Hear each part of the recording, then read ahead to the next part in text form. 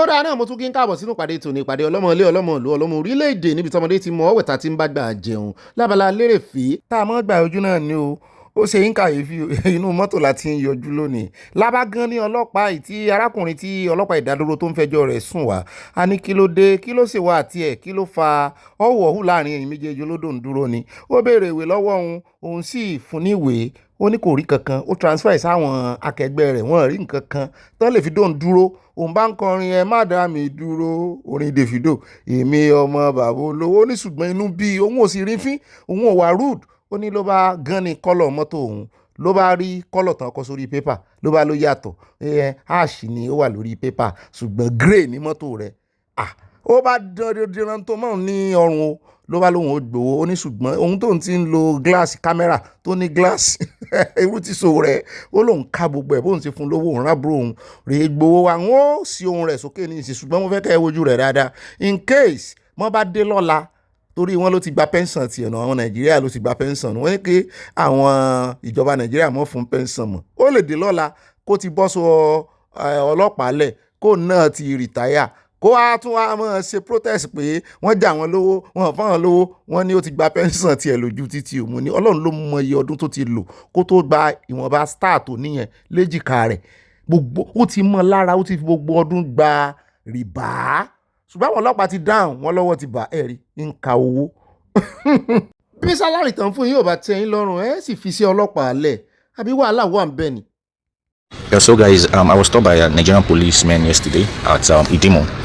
If you're familiar with that area, you know where I'm talking about. It's directly opposite Area Hem Command, and they have a police station, Idimo police station beside. So this officer asked me for my documents, which I presented to him.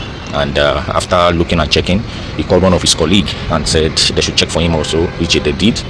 He returned the paper back to him, give another one, that one also checked and gave the paper back to him. After 30 minutes, he called me and he said, yeah, that was the color of my car, which you can see it in the documents.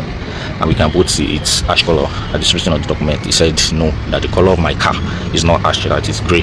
Now why will I have an ash color written on my document and the color of my car is gray? I started, please don't bring out an excuse from this. All my documents are complete and no. He started chatting and saying no, he's going to arrest me, he's going to delay me, I'm going inside the office and all. At the end of the day, he started negotiating. Started negotiating, telling me, because I told him I have a couple of things to do. You shouldn't just make nothing out of something out of this nothing stuff. He charged me 30,000 naira, which I told him I don't have. I told him I can't just pay. He said yes, he has to arrest me and take me inside. At the end of the day, I pleaded and he said the last he can take from me is 10,000 naira.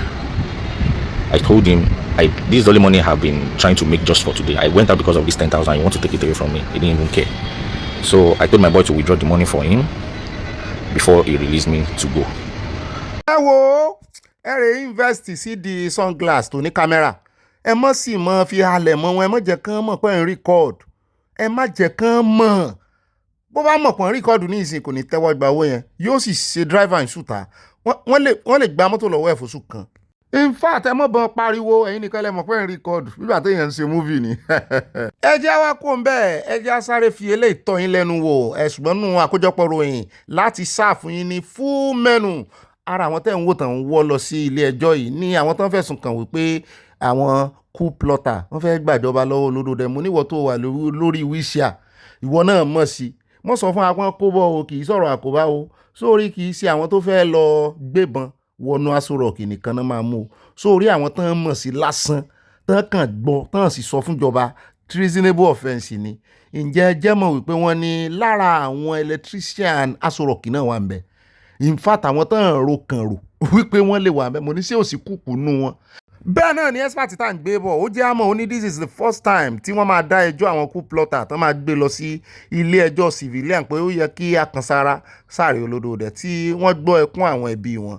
Ẹ gbọ́ ṣé lóòótọ́ ni, is this the first time? Anyways, ẹja sọ ìkú dínú àkójọpọ̀ ròyìn, ẹ rojú wọn dáadáa, bẹ́ẹ̀ náà ni bàbá yóò gbé wá débẹ̀. Bẹ́ẹ̀ náà ni mo fẹ́ kẹ́ ẹ wojú arákùnrin dáadáa. Ẹgbẹ́ Kúndùsì fún ẹ ní thank you. Gbogbo àwọn èèyàn wọn fẹ́ sọ ìdí tí ààrẹ olódòdó tí wọ́n fi yọ mínísítà Wálé Edun kúrò nípò. Arákùnrin ganu sí máìkì, ó sọ gbogbo ohun tó ṣẹlẹ̀, ó tú àṣírí fún wa. Bàbá dénú àkójọpọ̀ ròyìn àáfẹ́ lójújù báyìí lọ, àwa náà sọ lé o.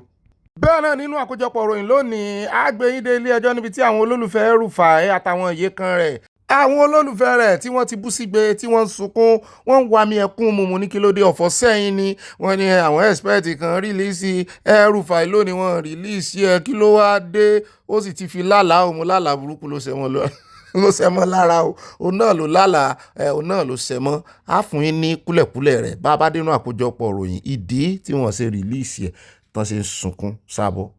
àyà ní alábí ìran bí ló ṣẹmọ́ lára ọ̀gá mi òun ni wòlé ara rẹ̀ ọ̀gá ọ̀ tí ì mọ mẹ̀mẹ̀. ṣùgbọ́n kì í ṣe bẹ́ẹ̀ nìkan náà ti sunkún ẹjẹ́ àdọ́dọ̀ politician yìí náà ó dà pé Kwara àbí Ìlọrin ló ti wá níbi tóun náà ti bú sígbe níwájú kámẹ́rà ó ní wọn sẹ́ndì orúkọ òun ládùúró owó tó ń san tó ń fi gba fọ́ọ̀mù òun fẹ́ lọ fúnlé ìgbìmọ̀ asòfin wọn sẹ́ndì orúkọ òun sí headquarter. ìgbà tí wọ́n á sọ mí tẹ̀kọ́ wọ́n á padà pè mí Alhaji Mustapha sọ̀rọ̀ padà pè mí pé kí lorúkọ mi báwo mo ṣe ń jẹ so mo wá sọ bí mo ṣe ń jẹ orúkọ mi fún wọn so later wọ́n á padà sọ fún mi pé torí pé wọn ò sọ mí tí orúkọ mi láti Ìlọrin West orúkọ mi ò tẹ̀lé wípé orúkọ mi ò tẹ̀lé orúkọ tó wá nínú àwọn tó wá House of Assembly bọ́jà jíǹde so mo sì ti submit letter ní ward tí ward chairman ti pè mí pé wọ́n ti ní káwọn sọ mí tí orúkọ mi local kí ló dé tó wá yọ orúkọ mi ìmọ̀ ìdí tó fi yọ orúkọ mi so tí ó bá ṣe pé wọ́n pè mí nísìnyí láti state gbé kí n tún orúkọ mi ṣe máa bá ṣe wàhálà lásán.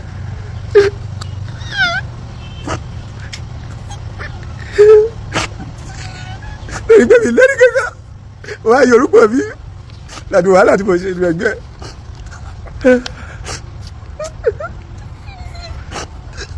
ìyá pẹ̀lẹ́ ẹ̀ flankashif ládùúrú wàhálà tó ṣe nú ẹgbẹ́ ẹ̀ tí mọ̀ nǹkan ká fi yín pa wẹ̀dẹ́ àti wẹ̀dẹ̀wẹ̀dẹ̀ torí tí oníkálukú ó jẹ́ ló ṣe lọ ń ṣe wàhálà náà ṣe jọ́ ẹgbẹ́ òṣèlú wọ́n jọ́ ẹgbẹ́ òṣèlú torí kan lè tún lù ṣe wọ́n yọ orúkọ rẹ̀ kó mi àmọ́ yorùkọ àwọn tán máa yọ tó máa mẹ́gbẹ́ implode ọ̀yá kí ló wí ẹ̀rọ ọ̀fọ̀mísàn ó dáa kọ́mísàn lélẹ́yìí kì í sọmísàn wọ́n mọ̀ ọmọ ni.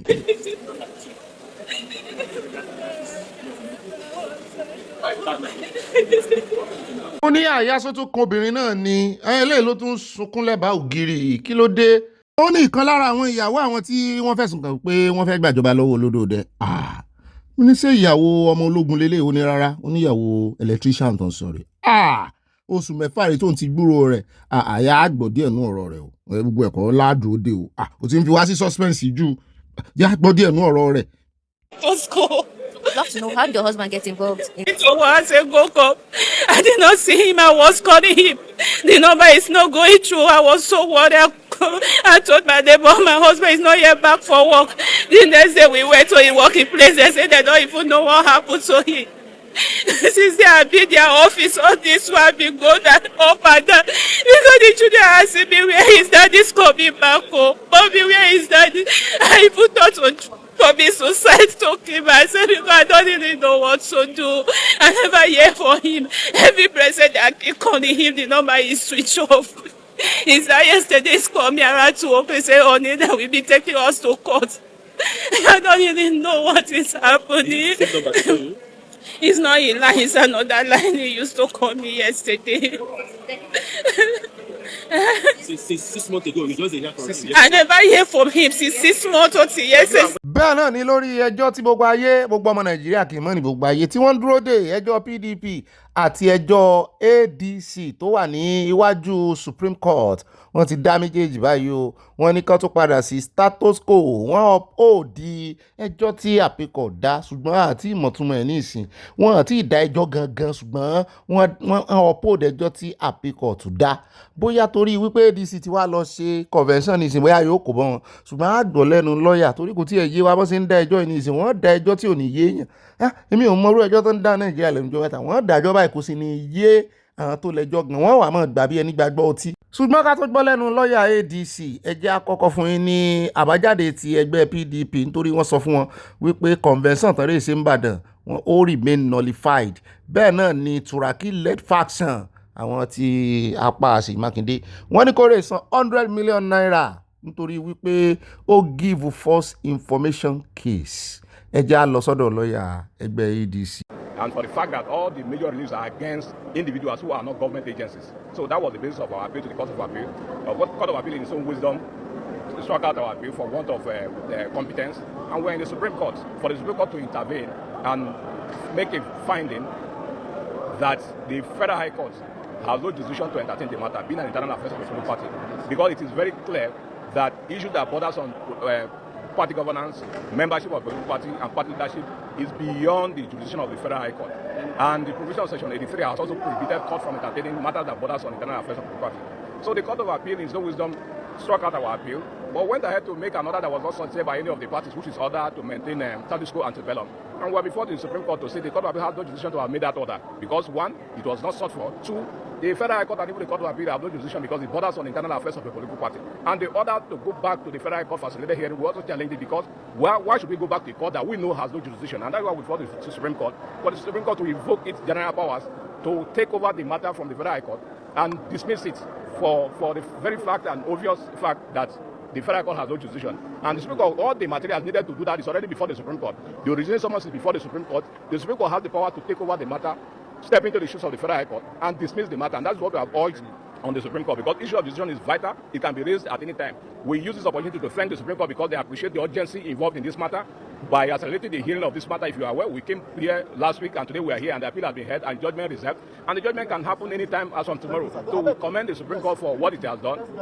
And thank you. You want to hear the legal advisor from Gombe? Bẹ́ẹ̀ náà ni ó ṣe ní láàánú wípé arákùnrin tẹ̀ ń wò yìí ara àwọn ambassador tí wọ́n designate ṣùgbọ́n tí ò tí ì lọ resume wọ́n ní òní arákùnrin wọ́n ní àìsàn ló kì í mọ́lẹ̀ wọ́n gbé dìgbàdìgbà ó dé hospital ní Turkey àsẹ̀yìnwá àsẹ̀yìnbọ̀ ó jọ́lọ́ ní pé o wọ́n ní ó ti lọ́n ti ẹ̀nìyàn o kò ní lè ṣe ambassador láàrin àwọn tí wọ́n fẹ́ fi ṣe ambassador Algeria wọ́n wẹ̀ lómi lọ́ọ̀bẹ̀ mo ní kàn gbé rẹ́nu lọ́ọ̀bẹ̀.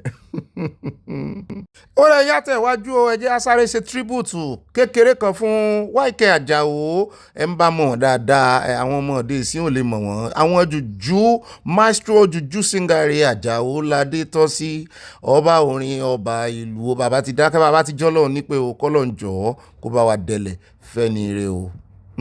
ó dà níbẹ̀ já wá dé Ẹdó níbi tá a ti rí mọ́tò tí ó já sómi náà bá ní kọ́ńdò lẹ́mí rẹ̀ wọ́n ní ẹni tó wà nínú rẹ̀ tó jẹ́ dírìvà wọ́n ní kò fẹ́ lọ wípé bẹ́ẹ̀ bá ti lè wọ mọ́tò òun jáde ẹ fòun lẹ ìwọ kọ́kọ́ jáde náà bí náà ń jó ni jọmọ ẹni tára ẹni là kọ́dún ọlẹ́rara owó lòun ó bá mọ́tò òun lọ ni o àwọn ó jọ máa lọ ni o àwọn ó jọ máa lọ. But then they drag the guy come out, so the guy no one come outside. Yeah. Then they drag the guy, no one come out, so not be small thing. Then they drag the guy, my own not yeah.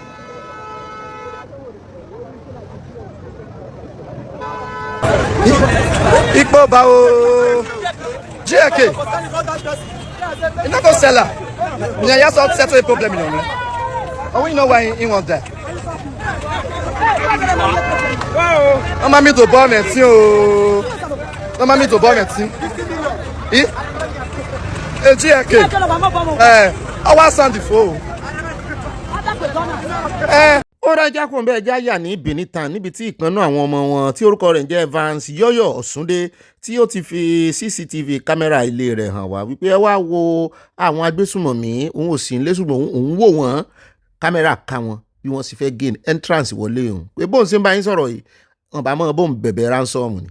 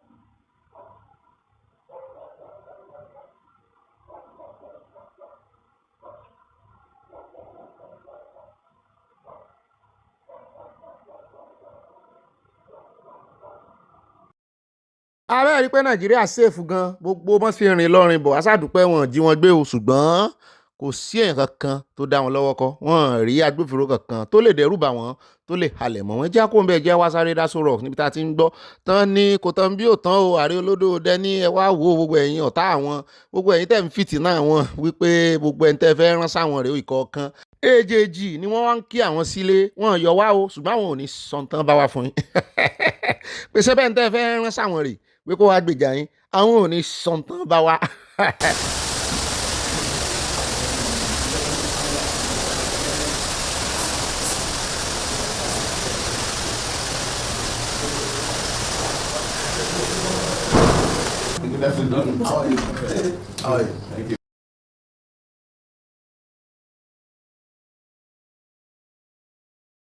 Ọ̀rọ̀ níbẹ̀ yẹn já wá fàbọ̀ sí ọ̀dọ̀ ìkànnú àwọn ọmọọṣẹ́ wọn, wọ́n jọ ṣiṣẹ́ pọ̀ nígbà tí Jonathan wà ní ìjọba, Dr. Abati wọ́n náà fẹ́ já wá sí ní ìsìn tí wọ́n ti bẹ̀rẹ̀ sí ta fọ́ọ̀mù fún àwọn èèyàn nínú àwọn ẹgbẹ́ òṣèlú, wọ́n náà fẹ́ mẹ́nu lé ti ẹgbẹ́ APC. Mo ń gbọ́ wọ́n ní 51 million ni wọ́n fẹ́ ta fọ́ọ̀mù presidential ní PDP, Wike ni ò ti faction ti Wike, ẹ jẹ́ agbóye tán fẹ́ tà àti iye tí president tó ẹni tó fẹ́ di president Nàìjíríà gbọ́dọ̀ ní lákàntì. Now, to the APC, saying that it has now fixed dates for its primaries, May 15 for presidential, May 16, May 25 for governorship. Well, that's in line with the INEC timetable. INEC timetable already says that from April 21, that's today, right, till May 30, the parties are required to conduct their primaries and submit the names of their candidates. Now, APC has gone ahead to say, well, these are the days for our own exercise. The thing that stands out there is the financial implication that is required to even buy expression of interest and nomination form for presidential election under APC. You have to pay 100 million. If it is for governorship, you have to pay up to 50 million. If you are going for senatorial election, you have to pay 20 million, both expression of interest and nomination. If it is House of Assembly, you must have 6 million naira. That's just nomination and expression of interest. And then, of course, you know, in the basic regulations, for you to be president of Nigeria, you must have 10 billion naira. For you to be a governor or, you know, a senator, you must have minimum of 5 billion. The law says 5 billion, 10 billion. So if you look at it, the framework for the 2027 election itself, you know, immediately excludes certain categories of persons who may be interested. And it was Femi Falana or SAN who first drew our attention to. Ó ra ọ̀nà lẹ́tí gbọ́ yẹn já kó ń bẹ́ẹ̀ ẹja wá sáré yà lọ́dọ̀ Gumi níbi tá a ti rí tó náà gahùn sókè. Ẹ mọ̀ wípé láìpẹ́ yìí ni àwọn Boko Haram tí wọ́n fún ìjọba ní 72 hours. Ó ń jọ bẹ́ẹ̀ ni pé ìnísọ́lá náà ní 72 hours yẹn máa lapse.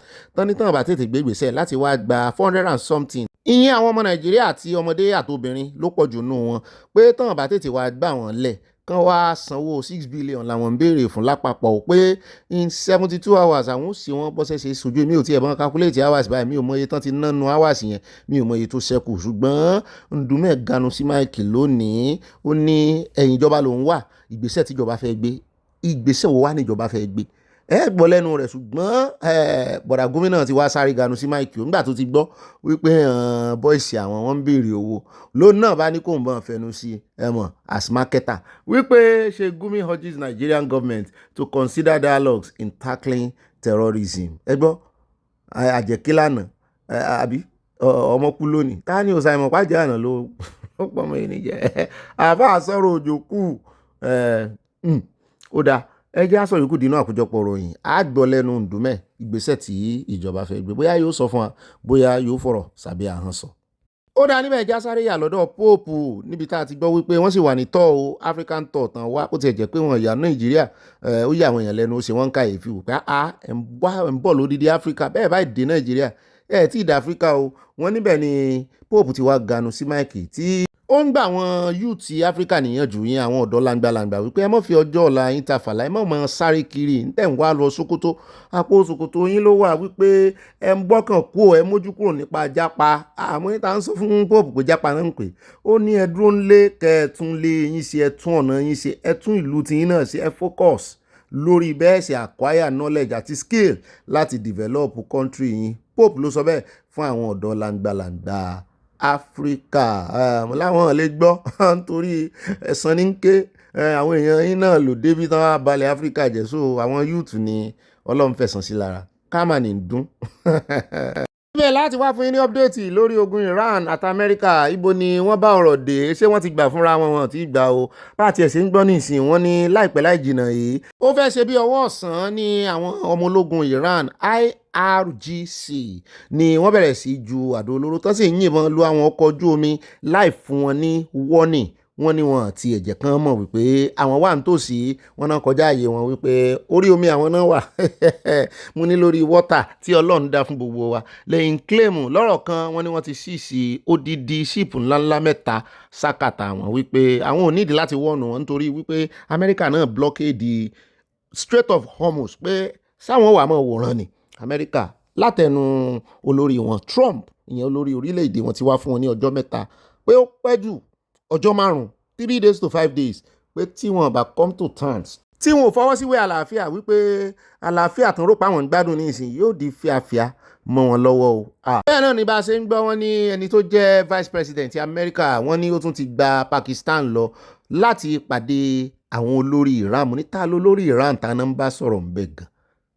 Nígbà tán náà ti pa oríṣiríṣi wọn, èyí tó ṣẹ́kù tó gba ipò àyàtọ́là wọ́n ní òjì ara ayé kò jẹ́rú ọ̀run pé tá a wá lẹ́ ń bá sọ̀rọ̀ ta ló lórí àwọn wo náà ń ṣèjọba ní Iran. Ṣùgbọ́n a mọ̀ wo 3 to 5 days bóyá Amẹ́ríkà ní ó gbègbèsẹ̀ bóyá ń dọ́gbọ́n ra táìmù ni yóò sojú wa kò ní sẹ́yìn wa. Ó dá níbà ìjà fún yín lọ́pdẹ̀tì lórí ti ọmọ University of Jos tí ó kó sí ọwọ́ àwọn ajínigbé. Àdúpẹ́ lọ́wọ́ Ọlọ́run báyìí o wípé wọ́n ti sanwó ransom o, ó dẹ̀ kejì báyìí tí wọ́n ti pàpà wá fílẹ̀. Lẹ́yìn tí wọ́n san òbítíbitì owó, mo ní ẹ̀ ń débẹ̀ ló lè ròyìn, Ọlọ́run ní jẹ́ a bá wọn débẹ̀.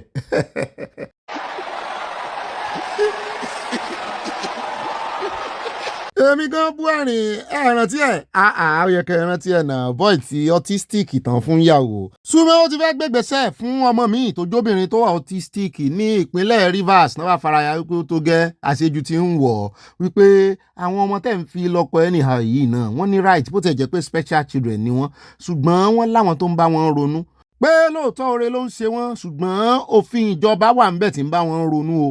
Bẹ́ẹ̀ náà sì ni ìjọba lálágbàtọ́ gbogbo wọn, kò sí bọ́n sì lè wà lákàtà rẹ tó ó fi tó ìjọba létí gbogbo ìgbésẹ̀ tó bá fẹ́ gbé kó o tó gbé kó o tó lè mọ̀ wọ́kọ tàbí wáyà ò fún ẹ gbọ́. Ó ra inú ṣọ́ọ̀ṣì náà láti wà, ṣùgbọ́n ṣọ́ọ̀ṣì míì láyà ẹ rántí pásítọ̀ tó ní tí àwọn ọmọ ìjọ ò bá dá owó ń chọ́ọ̀chì wípé òun ò lè tòṣì mọ́ láyé òun. You have to pay correct tithe if you want your life not to be tight. If you don't want your life to be tight, pay correct what? Tithe. Then after you tithe, secondly, give quality offerings. Quality what? Offerings. I use plural. That means there are different kinds of offerings. Ló bá tán bó bá ti fẹ́ káyé táìtì fún ọ rè san táìtì gidi.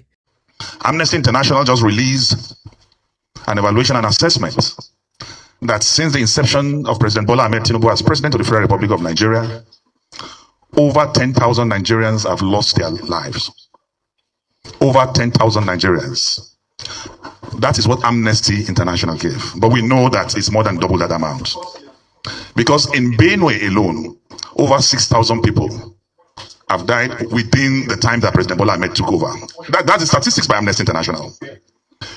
In Plateau, over 2,000 people have lost their lives according to Amnesty International. It's so sad that in the last 3 years, we've lost 2 brigadier generals to Boko Haram. This is embarrassing. This is embarrassing. And I begin to ask myself, they are not just brigadier generals, they are commanding officers of their garrisons. And I ask myself, if this happened in America, will Trump be comfortable in the White House that an American general cheated and nothing happened? By terrorists. Nobody arrested, nobody interrogated, and we continued as a nation as business as usual. Bẹ́ẹ̀ ni ọmọ Nàìjíríà wọ́n ti bá fẹnu sí wọ́n ní kò parọ́ wọ́n ní gẹ́gẹ́ bí àwọn àjọ Amnesty gbé jáde wọ́n ní tó sọ náà wọ́n ní bámbẹ̀ ní fact ẹ̀ wà wọ́n ní ṣùgbọ́n irọ́ kan ló pa bó tiẹ̀ jẹ́ wípé inú ló pa sí kò sọ síta wọ́n ní kì í ṣe ààrẹ olódòdó nìkan wọ́n ní gbogbo wọn pátápátá náà sìn wà dé ìkórìtà tá a wà yìí. Bá mi Tinubu kò ní rẹ̀yìn okùn rẹ pátá ṣẹ́wó bó ṣe ń bọ̀ ló ń fọ̀ ló ń sa ló ń tún wọ̀ tàbá wí tán ìyẹn ẹ̀dá sí gbogbo aráàlú Tinubu lẹ́ máa pariwo mọ́ Tinubu ni anything Tinubu ni ṣé Tinubu gangan fúnra rẹ̀ kò ti ṣe ètò lẹ̀ kí ló ṣe fún wa ní chairman local government, kí ló dé tó yẹ fún wa l'assembly, kí ló dé tó yẹ fún wa ní rep, kí ló dé tó yẹ fún wa senator, kí ló dé táwọn èèyàn ṣojú ṣe wọn owó tó tún gbà tẹ́lẹ̀tẹ́lẹ̀ bíi time siri ní ẹ má bínú ibo ló ń kó sí tàbá débi kan lọ́ba tí wá dé ọba ti tẹ ewúrẹ́ kan àwọn náà ṣe nǹkan nìyẹn ẹ wá wo sínú àwọn gbangba mílímílí already ó ti yé yín and then number 2 náà tàbá dẹ̀ ìgbà àwọn kan máa rí à Ṣèyí Tinubu ló kọ́ ṣe kinní kan ẹ má parọ́ ọmọ Ṣèyí Tinubu ò bá yín dá sọ́rọ̀ election but Ṣèyí Tinubu ní titi ẹ̀ lára títí Ṣèyí Tinubu gangan wà bẹ́ẹ̀ nítorí òun gangan ní lọ́wọ́ òdìsẹ́rù bàbá olówó ni ẹ omi ò jiyàn àwọn òkèrè lọ́jọ́ orí òfowójú wà lọ ni ó ti understand ó ti yé 2022 tá à ń wọ̀rùn kiri tá à ń lágogo láì ṣe kọ̀dọ́tọ̀ ẹlòmíì rabarabẹ́ mẹ́yàn tó kú nígbà tá à ń ṣe tá a kóra wájọ bí ẹgbẹ́ dá kóra wájọ táàrí kọ́bọ̀ táàrí gbá tààràwò ọ̀tọ̀ làwọn tíṣẹ́ yìí náà ń tẹ́wọ́ fún tó máa ní kó wá sí Àbújá tó bá ti máa wọn kàn pé kìnní kan yẹ máa bọ̀ l'Àbújá Ọ̀gbẹ́ni Ṣèyí Tinubu ó máa sanwó tèmi o. ó ra ẹjẹ́ kúrò lọ́dọ̀ báràkà àwọn ọmọ Nàìjíríà ní aláràkà ni wọ́n ní ṣe ló ń dọ́gbọ́n ṣàgbé ó kọ́kọ́ domi tútù iwájú kó lè tẹ̀lẹ̀ tútù mo ní ọgbọ́n ká fẹ́ràn sẹ́nu ká wà tì gbogbo wọn náà gbogbo ń tẹ́ ẹ bá rí tán fẹnu sóṣèlú oníkálukú fẹ́ já ti ẹ̀gbà ni kò sí ní tó kàn wọ́n nípa destiny ọmọ Nàìjíríà kò sí ní tó kàn anybody nípa kán tún Nàìjíríà ṣe báwọn olórí tán fẹ́ jówó gbà lọ́wọ́ wọn ṣe ń ronú bẹ́ẹ̀ làwọn tó súnmọ́ wọn àwọn tán fẹ́ lò láti fi ṣiṣẹ́ bẹ́ẹ̀ náà là ń ṣe ń ronú lẹ́yìn ọdún mẹ́rin ẹ̀ tún rí irú wọn ó tún padà wá tán tún wá máa sọrú ọ̀rọ̀ báyìí. Lagos State tẹ bá mọ àwọn pípù yẹn jọ wọ́n ní àtúnṣe sólà nípa máa gbàwé fún sólà ẹ wò wọ́n o mi ìmọ̀ bí tó ti wá o wọ́n náà máa gbàwé fún sólà mi ìgbọ́wọ́ ẹ̀rí nípa máa gbà púfà fún sólà ibi tẹ́ bá ti wá ẹjọ́ ń bọ̀ lọ́fíìsì yín ibi tọ́fíìsì yín bá wà òun ní kẹ́ ẹ sọ. Who station nobody dey, who dey station nobody dey answer. So if police come police station local police station for safety na one safe person. See for police station nobody dey police station. Who dey here? Koko. Wow. This is just happened now. Kidnappers. The kidnappers they attack GU moto and they shoot the driver wanted to make a U-turn. They shoot him and made their way about 16 people, 16 passengers.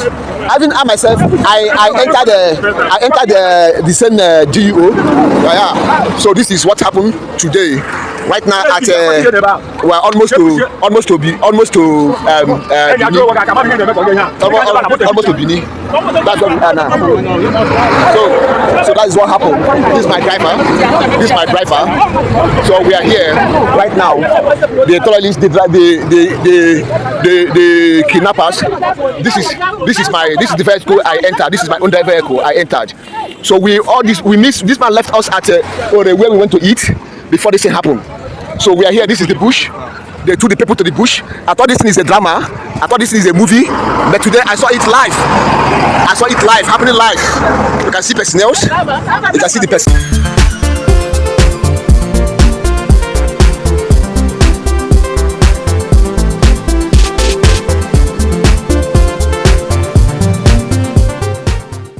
Ìrètòróró àmì àṣẹ ìrètà àwọn ọ̀gbẹ̀rì ò mọ̀ o ìrètòróró àmì àṣẹ ìrètà àwọn ọ̀gbẹ̀rì ò mọ̀ ìrètòróró àmì àṣẹ ìrètà àwọn ọ̀gbẹ̀rì ò mọ̀ o ìrètòróró àmì àṣẹ ìrètà àwọn ọ̀gbẹ̀rì ò bàbá ṣe ìtàn àtúnṣe mi sí ìrètà àwọn ọ̀gbẹ̀rì ò mọ̀ o ìrètòróró àmì àṣẹ ìrètà àwọn ọ̀gbẹ̀rì ò mọ̀ o ìrètòróró àmì àṣẹ ìrètà àwọn ọ̀gbẹ̀rì ò mọ̀ o ìrètòróró àmì àṣẹ ìrètà àwọn ọ̀gbẹ̀rì ò mọ̀ o.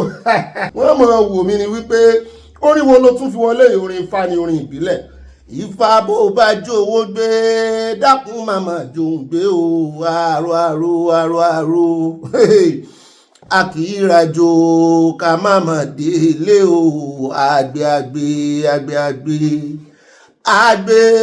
gbé mi délé o àgbẹ̀ a kì í rajo ká màmá délé o àgbẹ̀. àrò dáwọn dúró àrò dáwọn dúró kó dáwọn tá wa dúró láṣẹ Ọlọ́run Èdùmàrè. Orin yìí mo fi ń kí bàbá Sunday Igboho ni orin yìí mo fi ń kí gbogbo ọmọ Yorùbá gbogbo nǹkan gbà lọ́wọ́ wa gbogbo nǹkan ìbílẹ̀ tó yá mọ̀ bá àti ẹ̀ lò ká mọ̀ ká ní lọ́wọ́ kọ́ mọ̀ bá parun nítorí ntọ́lọ́mbà mọ̀ fún yàn òun ló mú láwọn bàbá wa lọ́wọ́ òun ni adébá lọ́wọ́ àwọn bàbá wa kán tó mú ẹ̀sìn míì wà fún wa.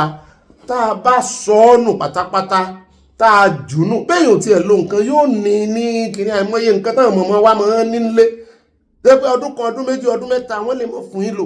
Mọ́ mi kan wà ẹ̀gbọ́n mọ́ mi ní ó ní oògùn kan tó máa ń fún wa mu àgbólẹ̀ tútù. Ilé mélòó lẹ lè dé ní ìsìn tẹ́ lè bá àgbólẹ̀ tútù.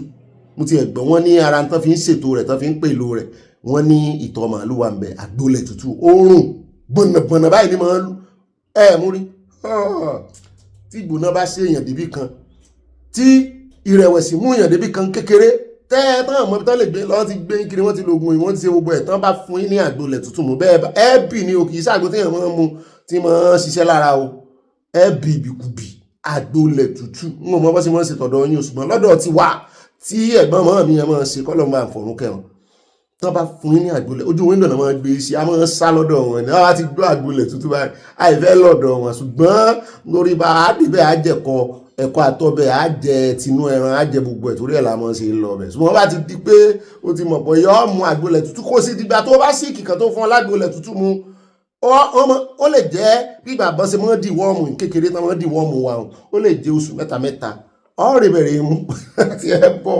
gbòòyà la mọ́ pọ̀ ní ìyá alágbólẹ̀ tútù àwọn òrébẹ̀ ó dáhùn tí mo fẹ́ fàyọ́ ń bẹ̀ náà ni wípé àgbègbè mi délé àwọn nǹkan wa ìmájì orin tí mò ń kọ ní ìṣẹ́ ẹlòmí ò ti máa fojú wò mí wípé ìwọ ọmọ ẹ àti ẹmọ bí ó fi sí torí ibi tọ́lọ́ ibi orí dání sí ibẹ̀ la gbé bí orí dání sí là á gbé ibi orí dání sí mo wà yìí.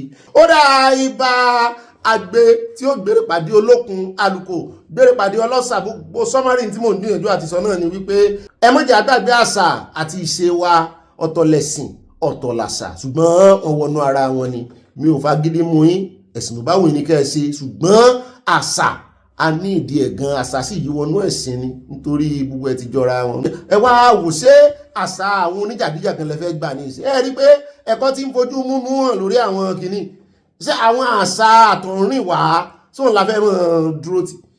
Ó dá ọmọ kí káàbọ̀ ibà àṣà yín náà rí o ibà ìṣe ibà èdè wa láàmọ̀ sọ wọ́n tún gbèdè lọ́wọ́ wa àwòrán wa ràn wọ́n gbẹ̀sìn wọ́n àṣà gan Ọlọ́run ló ní ayarí wọ́n dà líù tiẹ̀ díẹ̀ lókù wọ́n wá ṣe paríparí ẹ̀ pápánbárì wọ́n gba èdè lọ́wọ́ wa ànígbà o à ń padà lọ́ọ̀lẹ̀ òmìnira ilẹ̀ ìmúṣẹ ìlérí ibà ìmúṣẹ ìlérí iná rẹ̀ Ọlọ́run ó mú lè ríṣẹ́ gbogbo tẹ́ẹ̀rí tó le dandan ẹ̀ làásìgbò tí ń ṣẹlẹ̀ lọ́tún lọ́sì Nàìjíríà Ọlọ́run mọ̀ sí. Mo kí káàmọ̀ ẹ̀jẹ̀ dáfà tó bẹ́ẹ̀ ń ṣe kàdáfìlà padà orí Ọlọ́run ẹ̀ sí o àbá burúburú níwájú ìtẹ́ o gbogbo wa pátápátá ń dìlé aláyọ̀ lórúkọ òdìlé aláyọ̀ àdúpẹ́ adáwọ̀ pẹ́ padà sọ́dọ̀ Elédùmarè ọba ńlá tí ń fọba jẹ ẹ̀yin nìkan ni kò sẹ́lómi lẹ́yìn yín níwájú yín lọ́tún lósì lókè nísàlẹ̀ after God is God before God is God so therefore God is God. Ó dá ibà rìn gírígírí náà rẹ ọmọ kí gbogbo ilé aláyọ̀ ẹ káàbọ̀ Ọlọ́run ò ní sọ ayọ̀ wa dìbànújẹ́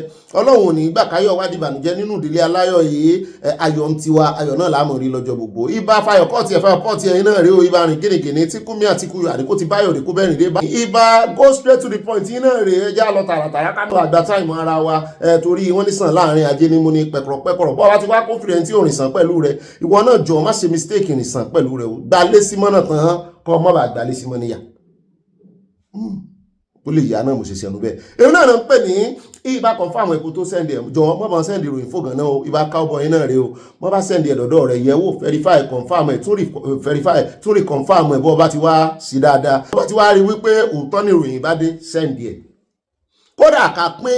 kódà kan pín ọ̀gbẹ́ni Bobby dọ̀dọ̀ rẹ̀ chẹ́ẹ̀kì ẹ̀ dáadáa gbogbo tí bá ń sọ bọ́ bá rí àṣìṣe ń bẹ̀ pàkíyèsí ọ̀gbẹ́ni Bobby sí kọ́ wá dúró bóyá yóò correct àbí ò ní correct bí ò bá ti correct ẹ̀ pariwo mọ́ bó bá wá confam wípé ìròyìn tán sọ ìwọ́n kàn fi ṣe sánà ní èèyàn kan níjọ́ tètè lọ reverse ẹ̀ ibi o ti ṣe náà ni o ti rèé mú padà torí òyìnbó tó ṣe pẹ́ńsù náà ló ṣe rè sá. èmi náà ni mò ń jẹ́ ọ̀pá kọ́kọ́ àwọn òpè kọ́kọ́ àwọn 16 ẹ lè pè mí ní ìbọn pàpà parada níbi táyà ti ń parada tí ń dọ̀gá rẹ̀ parada dá ìyá náà abala comment section abilẹ̀ yín olólùfẹ́ wáyé. ibà Bobby licious yín náà rèé náà ni mò ń jẹ́ ibà ìbọ̀bọ̀ kí bọ̀bọ̀ ibà kà síwájú èmi náà ni mò ń jẹ́ ibà sílálàyé ibà kanjú abẹ́ǹkò ibà gbé wa débẹ̀ ibà fayọ̀ pọ́ọ̀tì ẹ̀ ibà amúlùdùn yín náà rèé o èmi náà ń pè ní ibà reportedly allegedly gbogbo tẹ bá gbọ́ lórí ìkànnì kí ni reportedly and allegedly ní àwọn òtánú àbùkù èèyàn kankan o ibà kéde fún Yorùbá nation fún Oòduà nation káfàtẹ. ó rẹ̀ já dúpẹ́ lọ́wọ́ Ọlọ́run wọ́n ti pàpà sígun fún Ìbà Gani bẹ́ẹ̀ náà ni ọ̀rọ̀ ń já ìrìn àríyànjiyàn náà tẹ̀lé àwọn èèyàn ní irọ́ àwọn gbà mótìfù ẹ̀ yàtọ̀ ó sì jẹ́dá ẹ̀ ó sì rẹ̀ já ẹgbẹ́ bí ó ṣe ju wa kò ní sẹ́yìn wa àṣàwòrán wa ń ran Ọlọ́run sì wò wá níran kámọ̀ wo yóò fi dáa náà ni. tọ́ bá sígun fún èèyàn kan lápá ilẹ̀ Yorùbá tó ti jẹ́ wípé alérò kò ti pẹ́ jù ó dà kò pẹ́ jù jẹ́ kí a wo bí ó ṣe máa play out kan ṣe pápápá nígbà tí ì ṣe pé àjọlẹ̀pọ̀ kò sí partnership kankan bẹ̀ sọ̀tún sósì mọ́ bàbí wọ́n ṣe tiẹ̀ kémi náà ṣe tèmi ni ojú ọ̀hún tẹ́yẹ ẹ̀fọ́ láì farakanra tó bá ti jẹ́ ọ̀tá kan náà lájọ ń lé owó tètè dún ọ̀tá ni mọ́ ti ìjà mọ́ rò pé wọ́n fi ṣe competition wọ́n sì jẹ́ competition náà ni kó jẹ́ healthy competition. ó dáa káwọn dènà pẹ̀lú káwọn boko lọlé olóró káwọn fọ̀rọ̀ lẹ́sọ̀rọ̀ alákọ̀ọ́kọ́ náà àkórí ìròyìn wa gbogbo ilé tí ẹ bá pàdé inú Abala Lerefe ó ti dàfẹ́ ẹ̀yìn tí egun fi sọ ẹ já padà sí ibi tí wọ́n náà ti kófìrí covid níbi tá a ti ń gbọ́ ti ẹni tó jẹ́ commissioner bẹ́ẹ̀ ni òun fẹ́ sọ̀rọ̀ o mo ní sẹ́yìn ní commissioner of health ó lóun sàlẹ̀nu ọ̀rọ̀ ó ní bẹ́ẹ̀ ni wọ́n náà fẹ́ tẹ́ wa sí rẹpẹtẹ àwọn fẹ́ fún wa ní full detail àti gbogbo ìgbésẹ̀ tán ti gbé lórí ọ̀rọ̀ yìí mo ní ẹ tètè ya fún ọmọ Nàìjíríà full detail lé o bẹ́ẹ̀ náà ni wọ́n ní àjọ NDC náà wọ́n ní wọ́n ti ń gbé ìgbésẹ̀ wọ́n ń ṣe ìkìlọ̀ pé gbogbo ẹni tẹ́ bá kófìrí mo ní sẹ́kù tí wàá tó àsìkò báyìí ní àtiwọlé àti àtijáde ní ibùdó ọkọ̀ òfurufú kán jọ o kán mọ̀ sí test for everybody kán mọ̀ kó bá àwọn ọmọ Nàìjíríà ń bọ̀ bẹ́ẹ̀ lónìí náà ni kò ní dọ́là bá bá kó ń bẹ̀ tán ọ̀rọ̀ tí Gbajabiamila sọ lánàá àwọn ẹgbẹ́ ADC ti dá lóhùn wípé àwọn ní èsì ọ̀rọ̀ fọ̀rọ̀ rẹ̀ àwọn èsì ọmọ lọlé lọ gbèsè wá o wípé ẹ ń fọn fèrè yàtọ̀ sí ohun fèrè tẹ gbọ́ o wípé ń tọ́ bá fọn sínú fèrè ní fèrè ń fọn jáde wọ́n mọ ibi tí ọ̀rọ̀ tó ti wá wípé gbogbo ọ̀rọ̀ tí bọ̀dà Gbàjà sì ń sọ wípé lọ́dọ̀ tàwọn pé Gbàjà ló ń dún létí àwọn pé orúkọ ní ń rò wọ́n mo ní bọ̀dà Gbàjà lẹ̀ ń bá wí wọ́n níbẹ̀ ní ká fáwọn lọ́rọ̀ sọ á sọ bàbá dénú àkójọpọ̀ ròyìn bàbá ti wá kó ń bẹ̀ tán lọ́tún lọ́sì báyìí táìmù campaign táìmù politics àti wá rí àwọn èèyàn tán mú àwọn èèyàn wọn lọ sọ́dọ̀ Olódòdẹ mo ní àsọ́fẹ́ pàpéjẹ ni mo ní àsí Olódòdẹ pàpéjẹ ni wọ́n ní rárá wọ́n ní ọ̀pọ̀lọpọ̀ àwọn gómìnà tán defect sínú ẹgbẹ́ ADC wọ́n náà ni wọ́n mú adelé lọ àwọn tán máa gbéjọba lé lọ́wọ́ mo ní ṣé kò ní dá wàhálà alẹ́ wọn ló ti fẹ́ mọ dá wàhálà alẹ́ o lásàrà wà láti bẹ̀rẹ̀ ní ṣe mí mo rí ẹni tí Wike mú lọ bá Ààrẹ Olódòdẹ wípé ẹni tí òun nífẹ̀ẹ́ sí nìyẹn wípé candidate òun nìyẹn mo ní Fubara gan silent àgbọ̀n kankan mọ́ bóyá kò wúṣe mọ́ ẹlẹ́ẹ̀kejì ò wúṣe mọ́ ibi tá a ti ń sọ yẹn lọ́wọ́ náà ní gómìnà Nasarawa pé òun náà ṣe lọ sí Aso Rock dé ni àmúníta ló mú lọ wọ́n lé èèyàn mímọ́ ní o mo ní ta la àwọn ọmọ kankan nù wọn wọ́n ní àmọ̀ wọn lọ́ọ̀kan wọ́n ní Wadada mo ní sẹ́nitọ́ Wadada wọ́n ní bẹ́ẹ̀ ni bóun ni ó ṣe wá parí investigation tó bẹ̀rẹ̀ bóun ni wọ́n gbé fáìlì kìíní sí lọ́wọ́ òun ni head of committee lórí ọ̀rọ̀ NNPC 210 trillion naira NNPC tàn wá sọ náà ti wá yáàfì nìyẹn ta ló máa parí kíní àwọn ló ti fẹ́ lọ sí gómìnà wọn ní ṣùgbọ́n ariwo pọ̀ wípé kì í sóhun ló tọ́ sí consensus lọ́tún lọ́sì wọ́n ní wọn bá wọn dámọ̀ràn pé bóun ni ó ṣe ṣẹlẹ̀ mú ní sọ wà nú ẹgbẹ́ APC tẹ́lẹ̀ ni kò sínú ẹgbẹ́ APC tẹ́lẹ̀ ẹ wò ó kọ́lọ́mọ jẹ́ kí ẹgbẹ́ APC implode mọ́ Olódòdẹ lọ́wọ́ at subnational level à ń bọ̀ ń bẹ̀ bí ta ti wá ń sọ ẹ̀ náà lọ́wọ́ náà ni ṣé mo ti rí resignation letter Adelabu Minister of Power mo ní mi ò tí ì rí èmi rò pé wọ́n ní bàbá Àkàndé àti bàbá Ọ̀ṣọ́ba ti bá sọ̀rọ̀ wípé kó sowó agbéjẹmọ́wọ́ kó mọ̀ wulẹ̀ bọ́dà láti ní òun fẹ́ gba fọ́ọ̀mù wọ́n ní sèpáà náà lágbéròyìn lọ́jọ́ sí wípé ẹni tó jólùkù rẹ̀ ti jáde wípé kò sí irú mítìn tán lè bá ṣe yóò sá dìbò náà ni yóò ṣe gómìnà lọ́yọ̀ọ́ wọ́n ní lẹ́tà rẹ̀ wà lọ́wọ́ rẹ̀ báyìí só ti wá filẹ̀ sí Ààrẹ Olódòdẹ ti gbà á à ń bọ̀ bẹ́ẹ̀ á fún ilẹ̀kùnrẹ́rẹ́ ìròyìn ó yarí o ń jọ pé ilé ìfẹ́ ṣe oúnjẹ bẹ́ẹ̀ ni wípé ministerial appointment ti sú o orí síìtì Ṣèyí Mákindé yẹn òun gangan lójú ẹ̀ràn mọ́ à ń bọ̀ bẹ́ẹ̀ á gbé débẹ̀ lónìí náà ni kò ní dọ́là bá a bá ti wá kó ń bẹ̀ tán lórí ọ̀rọ̀ insecurity àwọn Boko Haram tí wọ́n fohùn ránṣẹ́ tán náà fún ìjọba ní 72 hours gbogbo àwọn ọmọ tán kó gbogbo àwọn ìyá tán kó ní agbègbè Borno Zamfara gbogbo ẹ̀mọ́ra wọn wípé 412 tó wà ní àkàtà tàwọn àwọn sì wọ́n bọ́sẹ̀ sí sojú tán bá fáwọn ní owó wọ́n ń béèrè 6 billion lápapọ̀ join together in total gbogbo owó wọn. mo la ṣe nǹkan o àwọn sẹ́nẹ́tọ̀ tó wá láti bẹ̀ ń kọ́ wọn ní Ndùmẹ̀ ti sọ̀rọ̀ kí ni Ndùmẹ̀ sọ wọ́n lẹ́yìn ìjọba lòun wà òun fọwọ́ sí ìgbésẹ̀ ìjọba ìjọba ò tí ì sọ ní tán fẹ́ ṣe fún wa sọ fẹ́ kówó lẹ̀ fún wọn ni sọ fẹ́ kó 6 billion lẹ̀ ni àbí kí ló fẹ́ ṣẹlẹ̀ gangan à ń bọ̀ ń bẹ̀ ẹnu Ndùmẹ̀ láti gbọ́ ohun tí ìjọba fẹ́ ṣe ìgbésẹ̀ ìjọba bàbá ti wá kó ń bẹ̀ tán lórí àwọn tán kó lọ ilé ẹjọ́ lánàá àwọn tán náà dìtẹ̀gbàjọba tán fi ẹ̀sùn kàn àgbẹ̀ security analyst kan bọ̀ àwọn náà ti ṣe iṣẹ́ nílé ọ̀tẹlẹ̀múyẹ́ rí wọ́n ti ṣe ó dà pé báyìí ló sì ń jẹ́ SSS àwọn náà ti jọ gàmbẹ́rì wọ́n ní kán mọ́ fojú kékeré kán mọ́ fi mú ọ̀rọ̀ àwọn tó fẹ́ dìtẹ̀gbàjọba yìí pé ẹ̀sùn ńlá náà fi kàn wọ́n o àti wípé it was a coordinated attempt láti dá ìjọba padà sí abẹ́ ológun pé kì í kàn ṣe pé olódòdó anybody tó bá wà ńbẹ̀ náà máa gbàjọba lọ́wọ́ ẹ̀ kì í ṣe pé bóyá ó jẹ́ Yorùbá nítorí pé jólódòdó o pé wọ́n fẹ́ dá ìjọba padà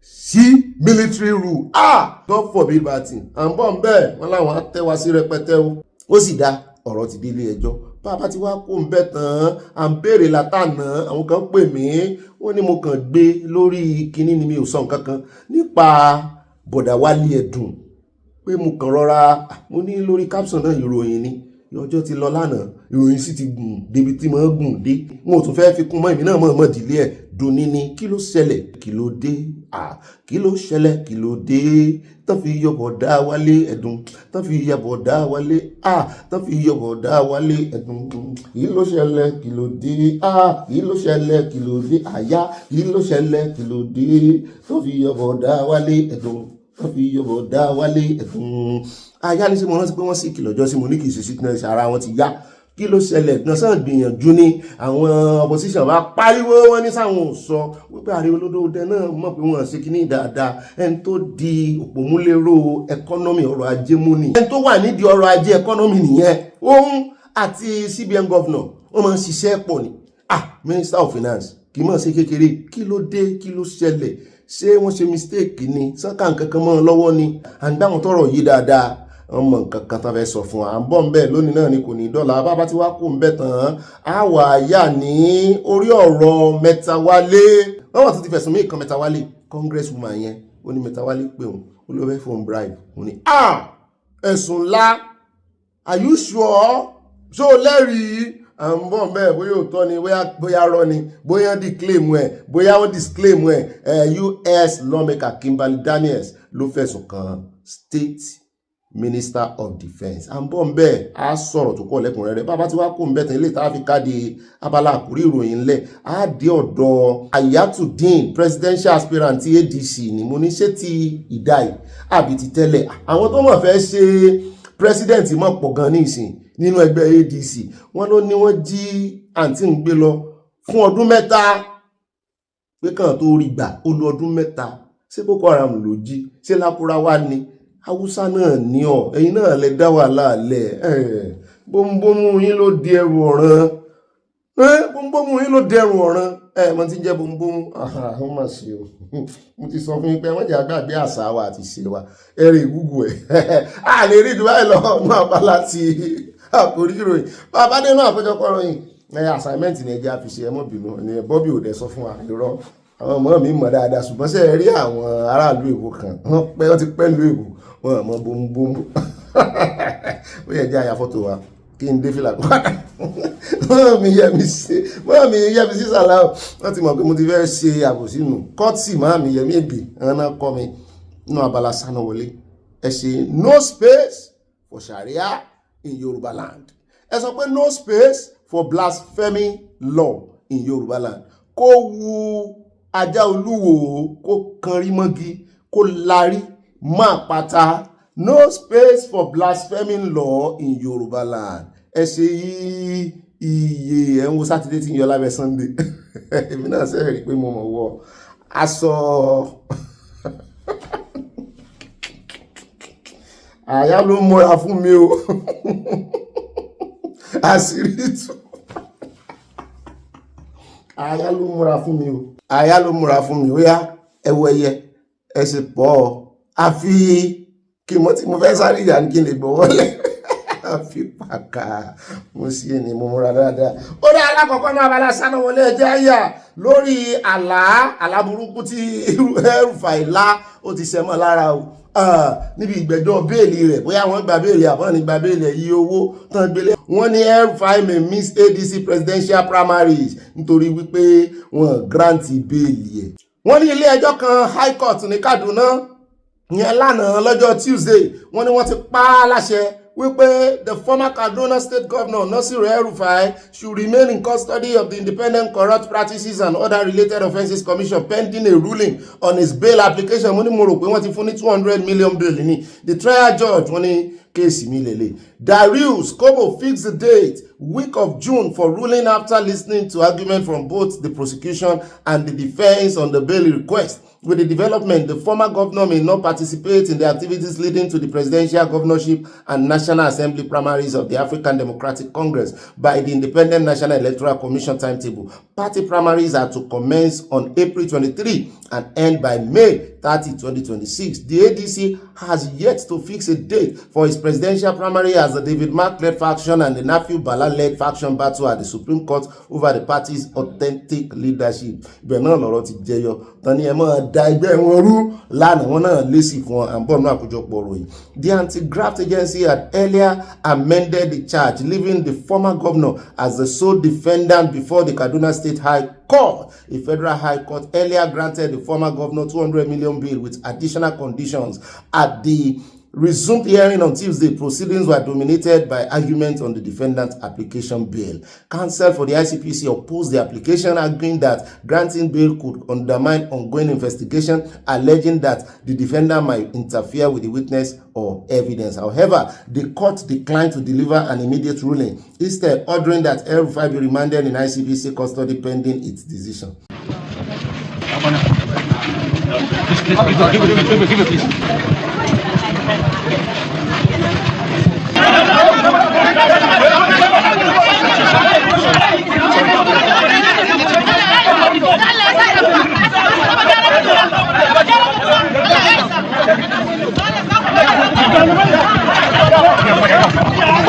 Please take the road.